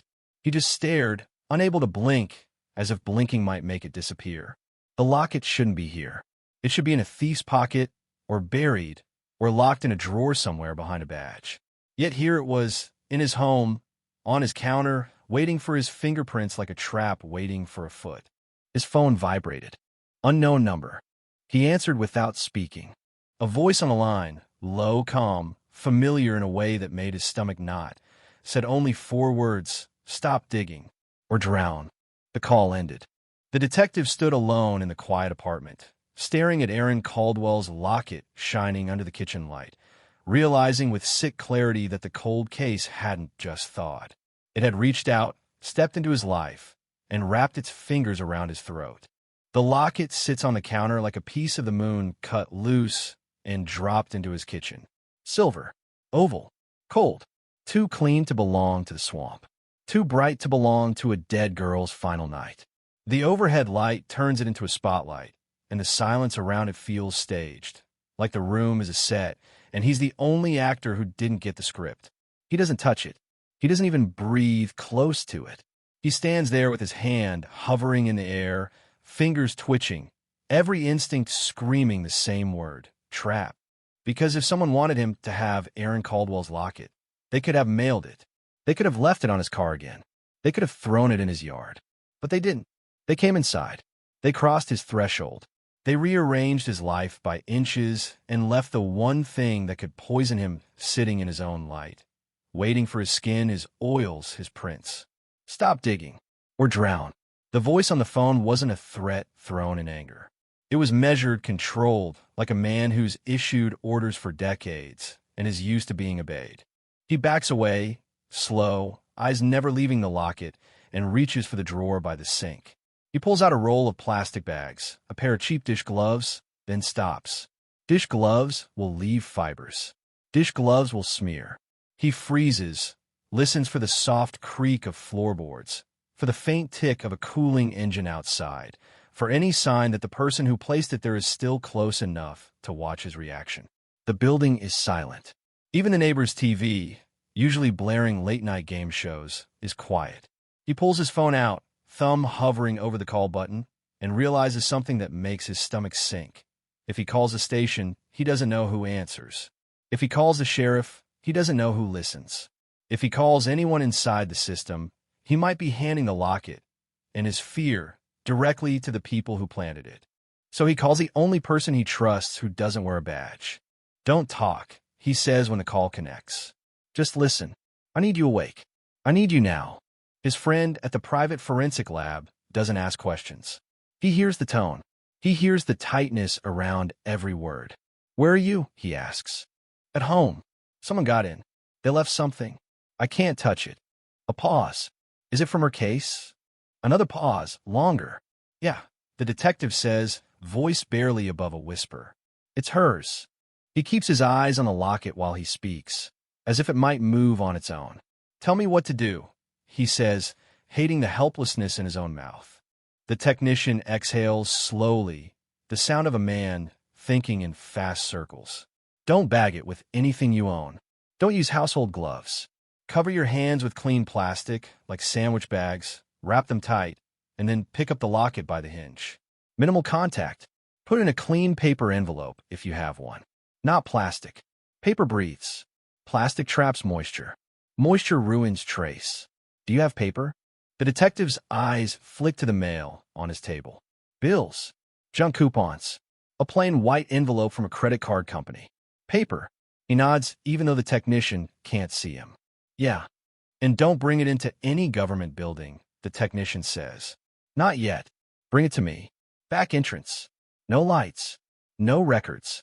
You understand? He understands too well. He moves like he's disarming a bomb. Plastic bags over his hands. Fingers turned into clumsy, sweating puppets. He lifts the locket by the hinge with 2 fingertips and feels the weight of it, tiny, dense, obscene. He slides it into the plain white envelope and seals it with the edge of his thumb, careful not to smear. Then he scans the kitchen again, noticing for the first time that his back door lock has a thin scrape along the metal plate, like something flat and hard slipped in and out. A credit card wouldn't do that. A tool would.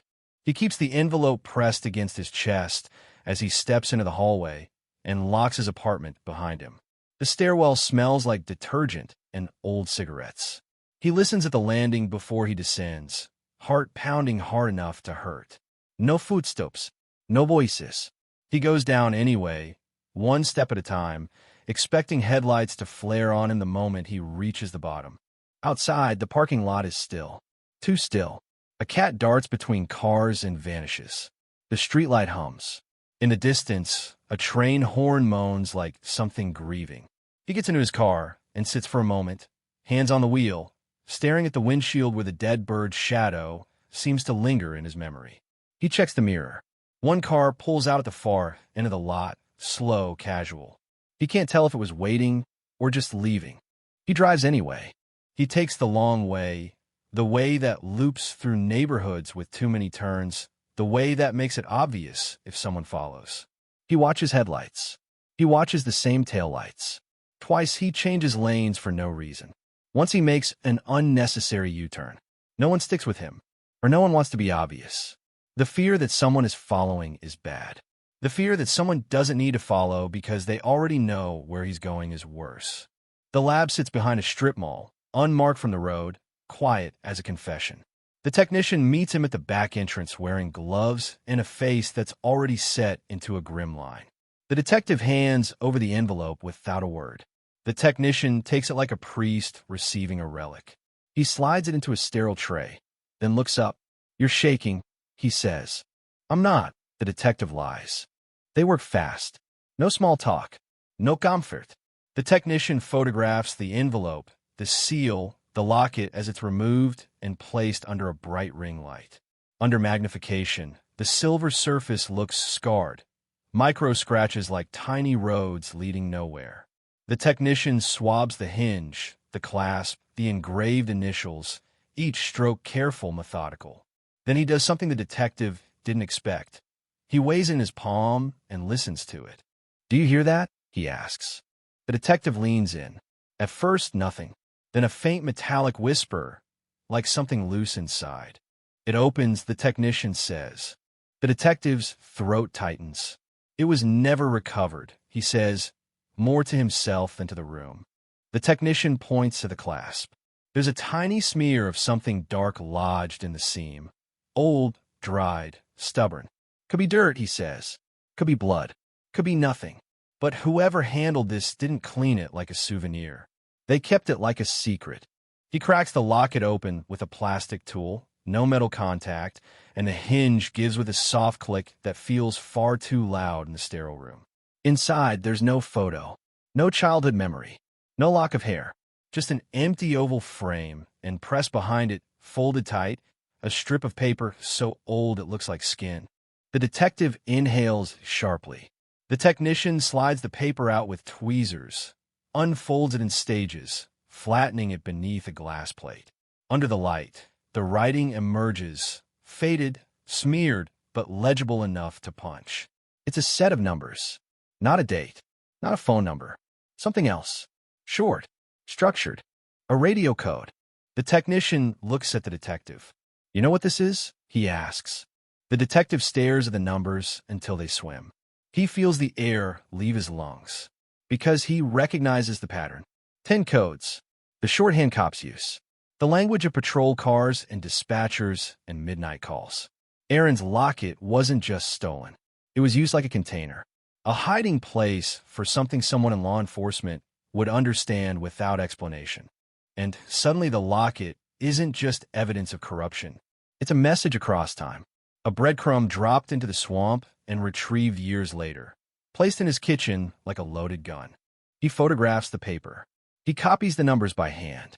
His mind races through possibilities. Was it Brennan's code? Maris's? Was it a call log? A location? A time? A signal? And then he realizes the most terrifying possibility.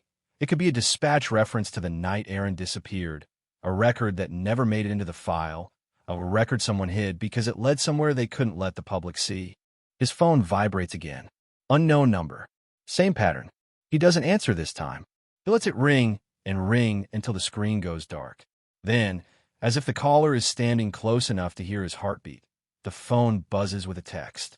You have it. Now stop. No signature. No puntuación. Just control. The technician watches his face. That's them, he says quietly.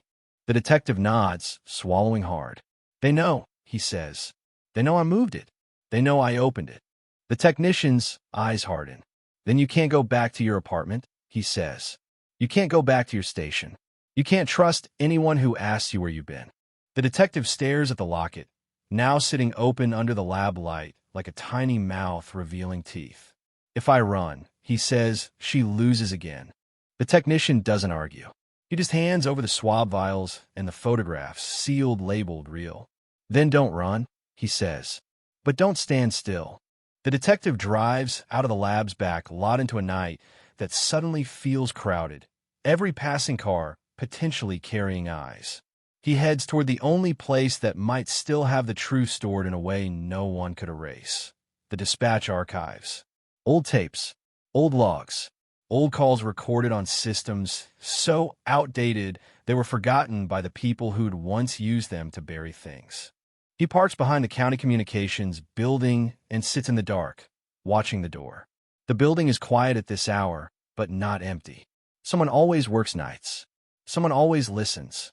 He remembers Harlan's words, "Look in your own house before you look at mine," and feels the bitter irony curl in his gut. Harlan might still be guilty. The DNA still screams his name. But now the locket is screaming something else. That Aaron's death was not just a predator's violence, but a system's choice. A decision made in the wet heat of 1994 to protect the badge, to protect the story, to protect a man who should never have been allowed near a crime scene. He steps out of the car and walks toward the back in trance, folder tucked under his arm, sweat gathering at his temples. The air smells like wet concrete and old cigarette smoke. The door is locked, but he knows the night supervisor's name. He knocks, soft, controlled, not like police at midnight, but like a man asking for a favor he has no right to ask. The door opens a crack. A woman peers out, late 50s, tired eyes, headset around her neck. She recognizes him. Everyone recognizes him now. The detective from the solved cold case, the face on local news, the hero they're supposed to applaud. "What are you doing here?" she whispers. He doesn't waste time. He slips the paper with the radio code under her gaze. Her eyes focus, and for a second, her exhaustion cracks into alarm. "Where did you get that?" she breathes. He leans closer, voice low and urgent. "I need the dispatch log from the night Aaron Caldwell disappeared," he says. "Everything. Every call. Every unit. Every timestamp. Before someone deletes what's left." The woman's throat bobs as she swallows. Her eyes dart past him, into the parking lot, into the darkness. Then she says the sentence that chills him more than the threat ever could. "Honey, those logs were flagged a long time ago." Flagged by who? She hesitates, and in that hesitation, he hears the sound of a car turning into the lot, slow, deliberate, tires crunching gravel like teeth. The woman's eyes widen. She whispers, "You shouldn't be here." And behind him, a door inside the building clicks shut with a finality that sounds a lot like a trap springing. The gravel crunches again, slow and deliberate, and headlights sweep the back wall of the communications building like a hand searching a dark room. The beam slides over the detective's hood, pauses, then drifts away. He stands in the thin spill of light from the half-open door, feeling the night tighten around him. The supervisor with the headset, late 50s, tired eyes, keeps one hand on the latch like it's the only thing holding the world back. "You need to go," she whispers. He keeps his voice low. "Who flagged the dispatch logs from Aaron Caldwell's night?" Her gaze drops to the strip of paper, 10 codes folded from inside Aaron's locket, then snaps past him into the lot. "Not who," she says. "What?" "A directive. Restricted access." Her throat bobs. That night is flagged. Flagged by which supervisor? She opens her mouth and stops, because behind him, a car door opens with a slow hinge squeal that feels intentionally loud. Footsteps follow, heavy and patient, crossing gravel without hurry. Whoever is walking up doesn't need to run. Whoever is walking up expects obedience. The supervisor's eyes widen. "Back room." She breathes as the door starts to close. Archive cabinet. Keys in the supervisor office. The latch clicks. Light vanishes. The detective is alone under a single street lamp with approaching steps and his own pulse. A voice clears its throat. "Evening, detective." He turns. Plain clothes, but the posture is uniform. Late 50s. Hair clipped short. Smile built for cameras. A credential on a clip catches the street lamp like a bad-shaped warning. "Internal affairs," the man says, too polite. "Didn't expect to see you here after hours." "Didn't expect you to be waiting," the detective answers. Internal affairs chuckles softly, as if they share a joke. "We don't wait. We monitor. And you've been busy. Private lab visits. Unofficial conversations. You're making people nervous." A uniformed deputy steps out from the shadow of the car. Young, eager, hand resting near his holster as if it's nothing. A second set of eyes. A second pen to write the story. "I'm requesting dispatch logs," the detective says. "Public record." "Not when an investigation is active," Internal Affairs replies. "It's 31 years old, and we just arrested a suspect," Internal Affairs says. "Active. Now tell me, why are you really here?" "Because somebody walked into my apartment and left a dead girl's locket on my counter," the detective thinks, and the thought tastes like blood. He says, carefully, "Because evidence was planted. Because I was threatened. Because I need the original record of that night before it disappears again." Internal Affairs' smile thins. "You're spiraling. You're seeing patterns. The locket is real." A flicker crosses Internal Affairs' eyes, half a blink too slow. Recognition. The detective feels the air change around it. Internal Affairs recovers instantly. "Hand over what you've collected. Go home. Sleep. Show up tomorrow and do your job. We convict Harlan. The community gets closure." "Closure," the detective repeats, bitter. A headline isn't closure. Internal Affairs steps closer. "Don't make this emotional." The deputy shifts, boots grinding gravel. Internal Affairs' tone stays smooth, but the threat is there now, coiled. "You're trespassing. I can detain you. I can suspend you. I can bury you." The detective's hand slides into his pocket and finds his phone. He lifts it, thumb already poised. "Then do it on record." Internal Affairs, eyes narrow. "Put the phone away." The detective hits record. The red dot glows like a tiny flare. "It's December," he says, voice steady. "I'm at County Communications requesting dispatch logs related to Aaron Caldwell's 1994 disappearance." Internal Affairs is denying access. Internal Affairs moves in, reaching. The detective pivots away, keeping space. "Stop," Internal Affairs warns, and the politeness cracks. "You don't understand what you're doing." "I understand you showed up at midnight the second I asked for tapes," the detective snaps. "That means someone's watching the watchers." The deputy reaches for his arm. The detective jerks back. "Don't touch me," he says. "You touch me, and this goes public." Internal Affairs' voice drops low, intimate, like a threat disguised as advice. "The public will call you unstable. They'll say you ruined a solved cold case. They'll say you're protecting a killer." The word solve hits like a punch. The headline has weight. The town wants a monster with a name. Internal Affairs is counting on that hunger. So the detective escalates. He pulls a clear evidence pouch from his jacket and holds it under the street lamp. Aaron Caldwell's locket gleams inside, silver and obscene. He angles it toward the phone's camera. "This was planted in my apartment tonight," he says. Aaron Caldwell's locket, listed unrecovered in 1994, placed in my kitchen after a break-in. Explain that. Internal Affairs' eyes lock on it. The deputy's face tightens. For the first time, Internal Affairs looks afraid, not of the object, but of what it does to the story. Put it down, Internal Affairs hisses. You recognize it, the detective says, and he knows it's true. You know what it is? Internal Affairs steps closer, hand lifting, control breaking through. Give it to me. No, the detective answers. He backs toward his car, keeping the phone raised. He opens the door with his elbow and slides the pouch onto the passenger's seat, then slams the door. The crack echoes through the lot like a gunshot. The deputy lunges, but Internal Affairs barks, no, too late. The detective dives into the driver's seat and starts the engine. Tires spit gravel. He shoots out of the lot, streetlights streaking, heart hammering.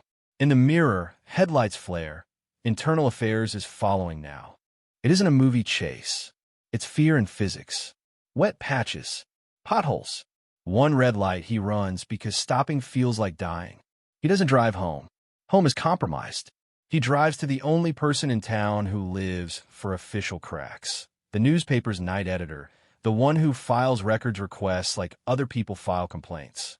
He skids into the paper's lot, bolts out before the car fully stops, and pounds the side entrance buzzer until his knuckles sting.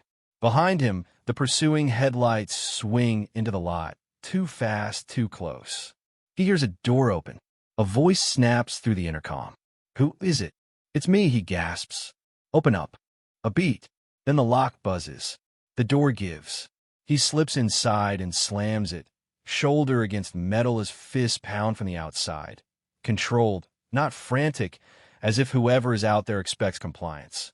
Upstairs, footsteps thud. A woman appears at the landing. Late 40s, messy knot of hair, glasses catching the stairwell light, phone already in hand. She takes one look at his face and says, "What did you bring to my building?" "Truth," he breathes. "And they're here." Another hit rattles the door below. The journalist's eyes sharpen. "Who?" "Internal Affairs," he says. "And a deputy." Her jaw tightens. "Up. Now." He follows her into a dark newsroom.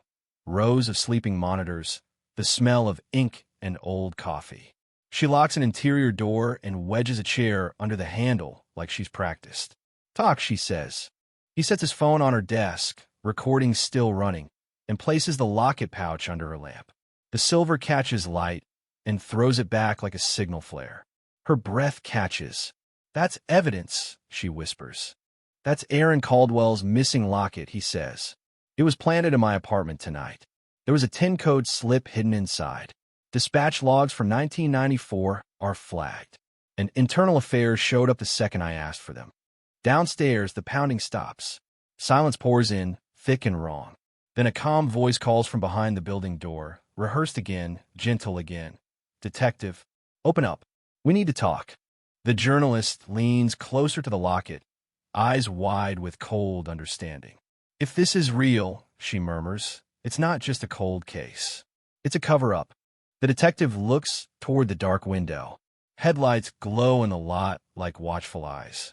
He hears the swamp in his memory, the black water, the way secrets sink and stay. His voice drops. "Then don't let them sink it again." The calm voice downstairs repeats, a little firmer now, a little less polite. "Open the door."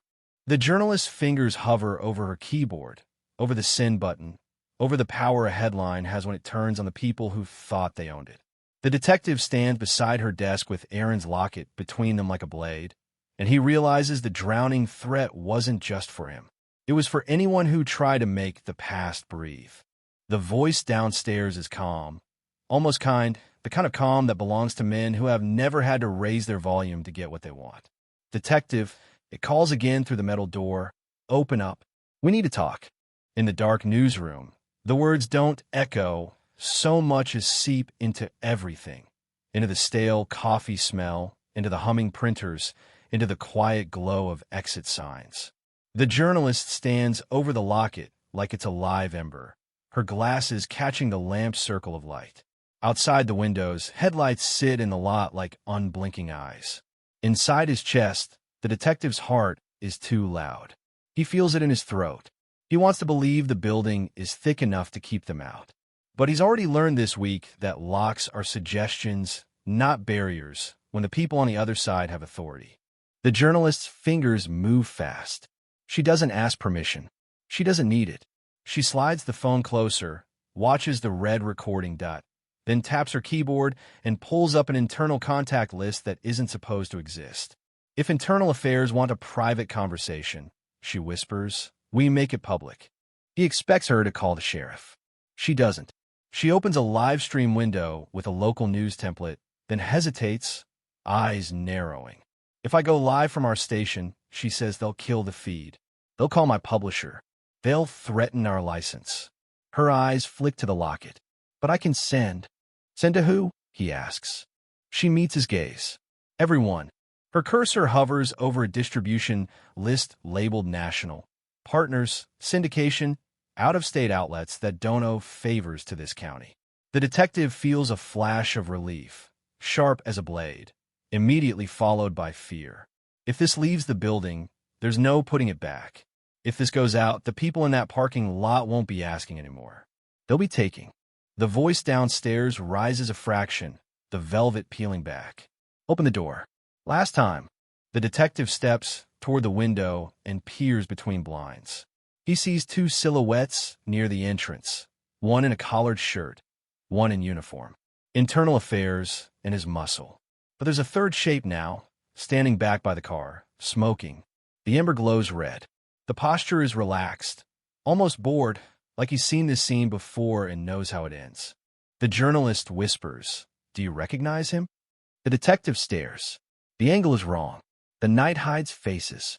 But something in that stance, shoulders set, chin slightly tilted, a confidence sharpened over decades, stirs a memory. A Florida summer. A funeral.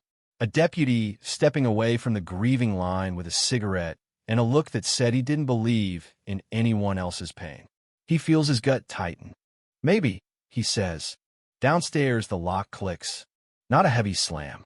Not a battering ram. A key turning with patience. The journalist's breath catches. They have a key. Of course they do, he murmurs, and his voice tastes bitter. The inner door they wedged holds for a second, then shudders as the outer entrance opens. Footsteps cross tile. Voices murmur. The building is being entered like it's already theirs. Back, the journalist hisses and pulls him toward the printing floor, toward the maze of machines and paper stacks that can hide a person for a heartbeat. The locket pouch disappears into her pocket with a practice motion. The detective grabs his folder, the swab vials, the photographs, everything that still feels real. They slip between towering rolls of newsprint that smell like ink and dust. A door opens up front. Internal Affairs' voice floats in, still soft, still controlled. Ma'am, he calls, projecting just enough to be heard. We're here for the detective. This is official business. No one needs to get in trouble. The journalist mutters under her breath. Too late. They crouch behind a pallet of boxed newspapers, old editions stacked like silent witnesses. The detective listens to the footsteps, 2 sets, then 3, spreading out. A flashlight beam sweeps across the floor, white and clinical. He hears Internal Affairs say, he's unstable. He's tampering with evidence. He hears the deputy answer, yes, sir. And beneath it all, he hears the smoker's lighter click again. The detective leans close to the journalist. If they frame me, he whispers, everything dies with me. Then we don't let them, she whispers back, and her fingers tighten around her phone like a weapon. She opens her camera and hits record again, not live yet, just capturing, building ammunition. Then she does something that makes his blood run cold. She steps out from behind the pallet and walks into the open. Hands up, face calm, voice loud enough to carry. Gentlemen, she says, you're in a newsroom. Smile. Flashlights freeze. Internal Affairs turns, and for the first time his composure cracks into irritation. Ma'am, he says, we have a situation. You have trespass, she replies. And I'm recording.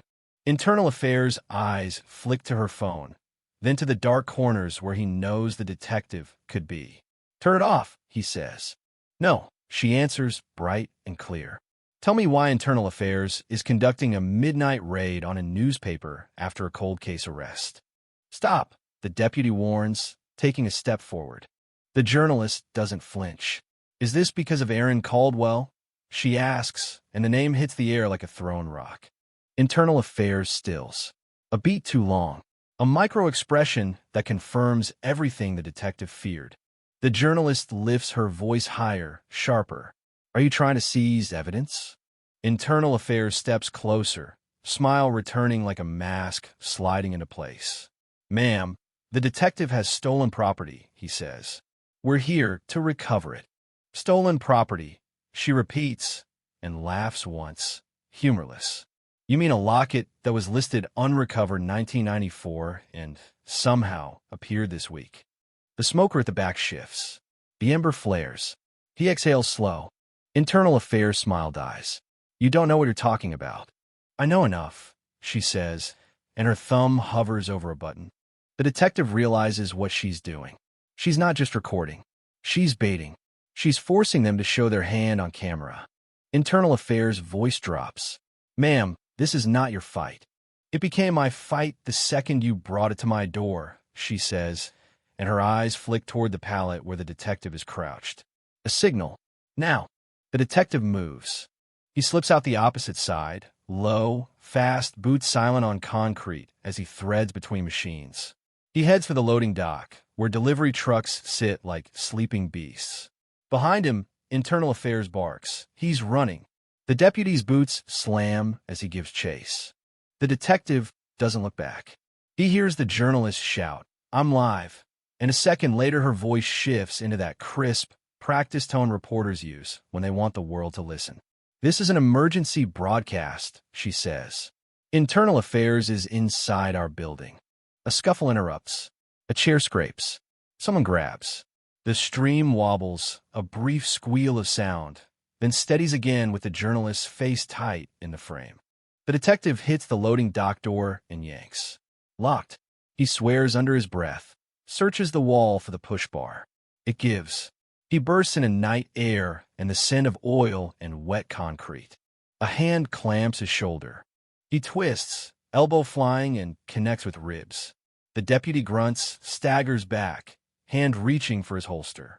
Don't, the detective snaps and holds up his own phone, still recording. You pull that and you'll be the face on every screen.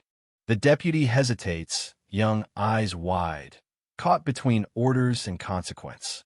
Then the smoker appears in the dock light, like a shadow, stepping into form.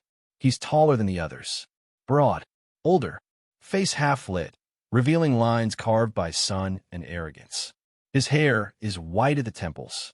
His eyes are the color of dull steel. He doesn't carry himself like a bureaucrat.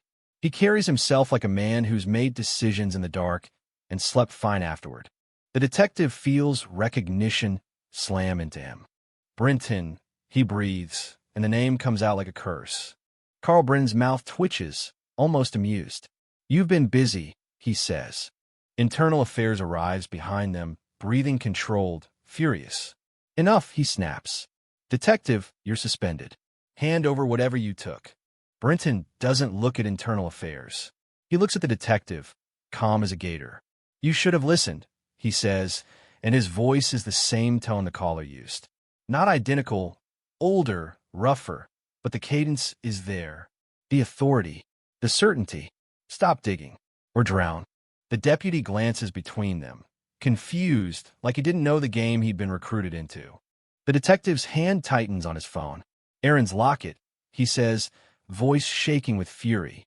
You took it. Brenton smiles faintly. You don't know what you're talking about. I have a photograph, the detective spits, and a locket you planted in my apartment. Why plant it unless you knew it would destroy me? Brenton's smile fades.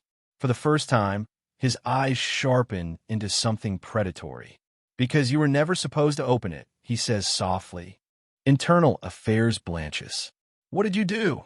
He hisses, just loud enough for Brenton to hear. Brenton ignores him. He takes a step closer to the detective, slow, measured.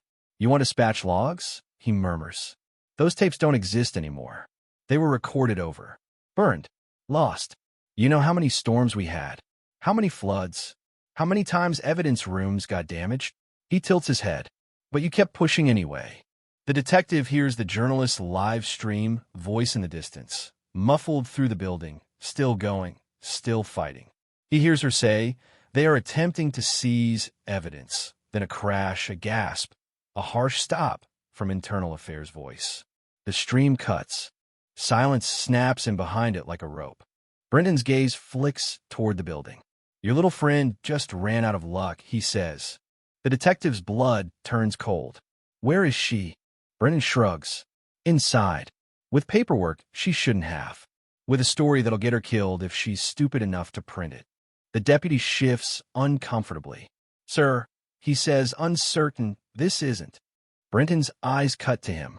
The deputy falls silent instantly, like a dog corrected with a look. The detective's mind races. He can't want to fight here. He can't trust anyone in uniform. But he can still do one thing. He can make evidence survive him. He thumbs his phone screen without looking, selecting a contact, his friend at the lab, and hits send on a packet, audio recording, video clip, location ping. A digital lifeline launched into the dark. Brenton sees the movement. His eyes narrow. "What did you just do?" he asks. "Made sure you don't get to decide what disappears," the detective says, and his voice surprises him with how steady it is. Brenton steps in fast. Too fast for his age. His hand clamps the detective's wrist and twists until pain blooms hot and immediate. The phone drops, skittering across concrete. Internal Affairs lunges to grab it. The deputy hesitates, torn.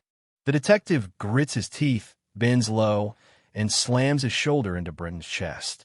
Brenton grunts, stumbles back a step, but doesn't fall. He's solid, built from old violence. "Go," the deputy suddenly blurts, voice breaking. "Go now." The detective blinks. "What?" The deputy's face is pale. "Just go," he says again, louder, desperate. "I don't want this." A siren wails in the distance, far, growing closer. Not the sheriff's cars. Too high-pitched. State troopers, maybe. Someone heard something. Someone called someone outside the county web. Internal Affairs curses. Brenton's eyes harden into calculation. He looks at the approaching sound like a man weighing options, and then he does something that makes the detective's stomach drop.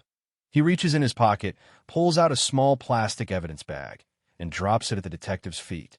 Inside the bag, under the dock light, is a single woman's shoe. Old, faded, stained with time. The missing one. Brenton's smile returns, slow and vicious. "You want the truth?" he says. "Then keep chasing it. See where it takes you." The siren grows louder. Brenton turns and walks away into the shadows like he owns them. Internal Affairs follows, dragging the deputy by the sleeve. The detective stands frozen over the shoe, chest heaving, realizing the worst part isn't the threat or the chase or the planted locket. It's that Brenton just proved he's been holding pieces of Aaron Caldwell's death for 31 years. And he still gets to decide when to drop them. The shoe sits in the plastic bag at his feet like a severed memory, old canvas and cracked rubber, stained by time and swamp water that never truly leaves anything it touches.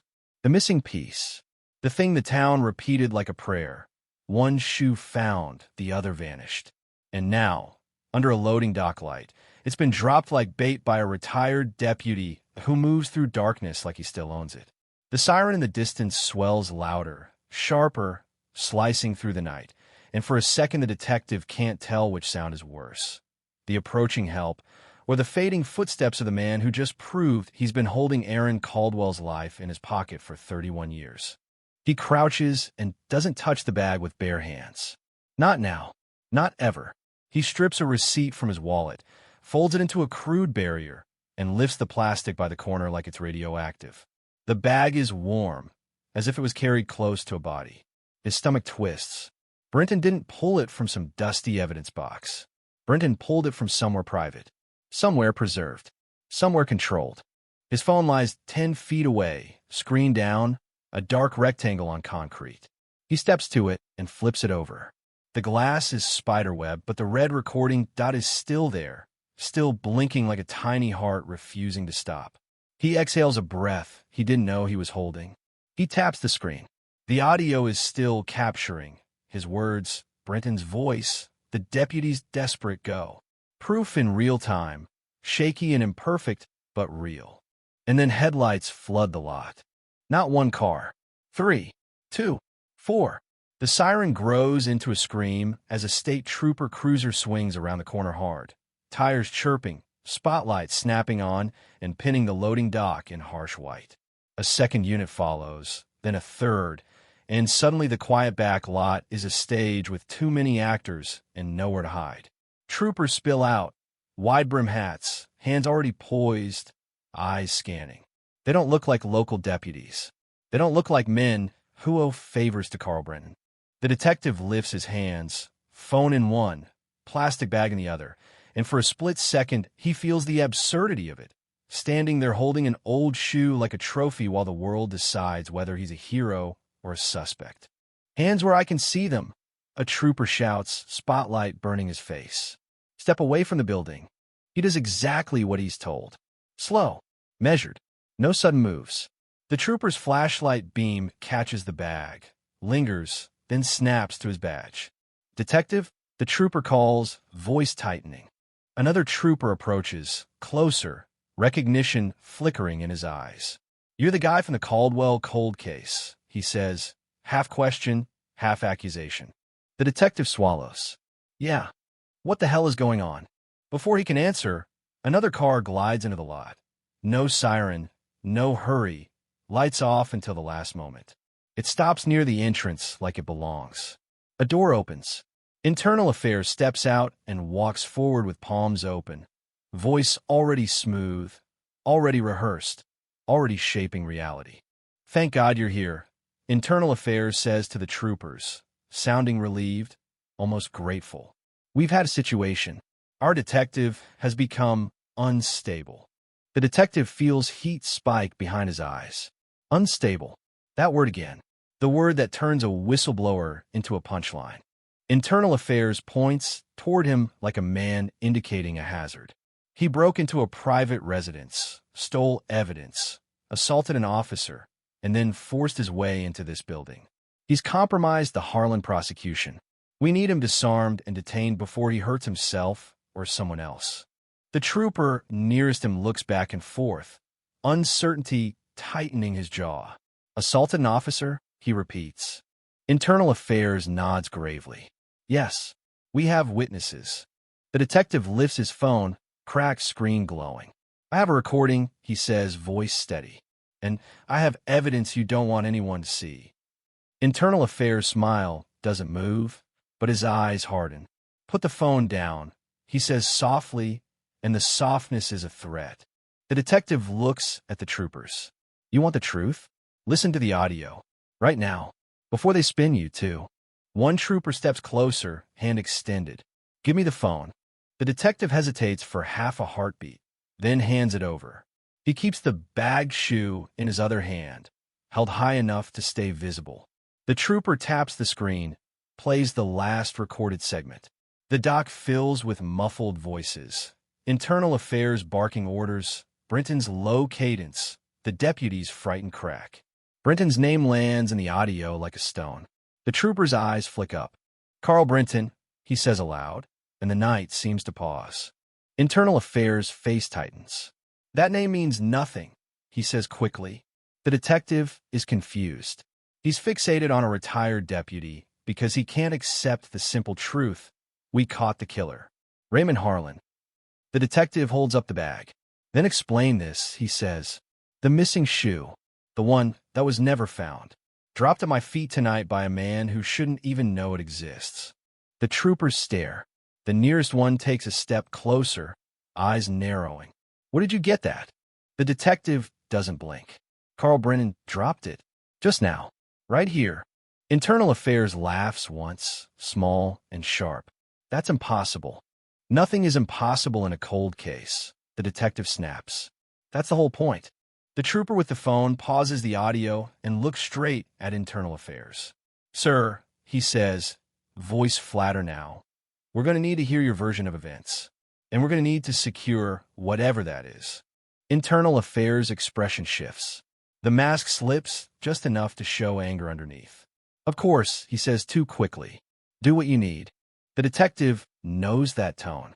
It's the tone of a man buying time. A door slams inside the building. The detective's head snaps toward it. The newsroom lights flicker on behind a window, dim, uneven, like someone moving through shadows. His stomach clenches. The journalist, the one who went live, the one Brennan mocked, the one still inside with Erin's locket in her pocket. I need to go in, the detective says immediately. A trooper blocks him. No one goes in until we clear it. She's in there, he insists. They came for her. Internal Affairs cuts in smoothly. There is no she. He's hallucinating threats. The only person in danger is him. The detective's hands curl into fists. Don't do that, he growls. Don't make her disappear with a sentence. Another door opens inside. Footsteps. A shape moves behind the glass, fast, stumbling. Then the side exit bursts open, and the journalist staggers out into the dock light like she's been spit from her mouth. Her hair is half loose, glasses askew, cheek flushed red as if someone grabbed her hard. She clutches her phone in one hand. In the other, she clutches nothing, but her jacket pocket bulges, heavy like something metallic is weighing it down. Back, a trooper shouts, stepping forward. Ma'am, stop. She stops, breathing hard, eyes wide. They try to take it, she blurts, voice raw. They try to take the locket. They said it was stolen property. Internal Affairs' head turns too sharply. His eyes lock on her pocket. The detective feels a cold clarity settle over him. That's the real target. Not him. Not the shoe. Not Harlan. The locket. The silver mouth holding dispatch codes like a secret tongue. A trooper approaches the journalist carefully. Ma'am, are you injured? She shakes her head quickly. Not badly. Then she points, shaking finger, stabbing the air toward Internal Affairs. That man is lying. They broke in. They shut down my stream. They grabbed my phone. I have part of it saved. And I have the locket. Internal Affairs opens his mouth, but the trooper cuts him off. Sir, step back.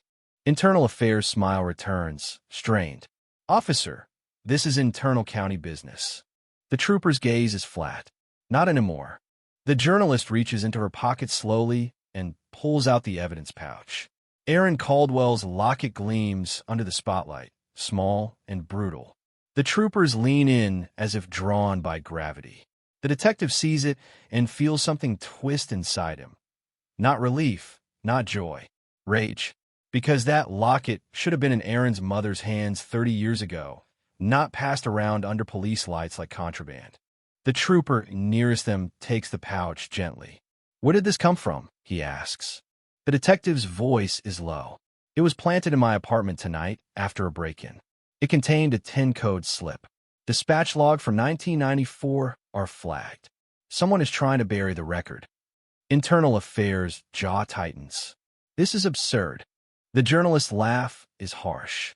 Absurd is Internal Affairs showing up in the dark to seize evidence before the ink on the arrest warrant is dry. The troopers exchange glances. One speaks quietly into his radio. The word State Bureau floats back. The night shifts again. The atmosphere changes when outside agencies enter the frame. Local power hates bright light. The detective watches Internal Affairs' posture. Still upright, still composed, but tense now, like a wire pulled too tight. He's calculating how to regain control, how to redirect blame, how to keep Brenton's name from becoming a headline. A trooper steps toward Internal Affairs. Sir, he says, for now you're going to remain here while we sort out. Internal Affairs cuts him off, voice too smooth. I have nothing to hide. But his eyes flick toward the road, toward escape. The detective sees it and moves before thought can catch up. He's going to run, he says. Internal Affairs' gaze snaps to him, cold and furious. In that instant, the detective recognizes the look, not bureaucratic, not administrative. Predatory, the same look that says some people don't enforce rules. They enforce silence. A State Bureau vehicle arrives, dark SUV, no markings, presence heavy. Two agents step out in plain clothes, calm, controlled, eyes sharp. They walk straight toward the locket, toward the shoe, toward the journalist's swollen cheek. toward the detective's cracked phone, and the detective feels the fragile hope of outside scrutiny settle like a thin sheet of ice over boiling water. One agent turns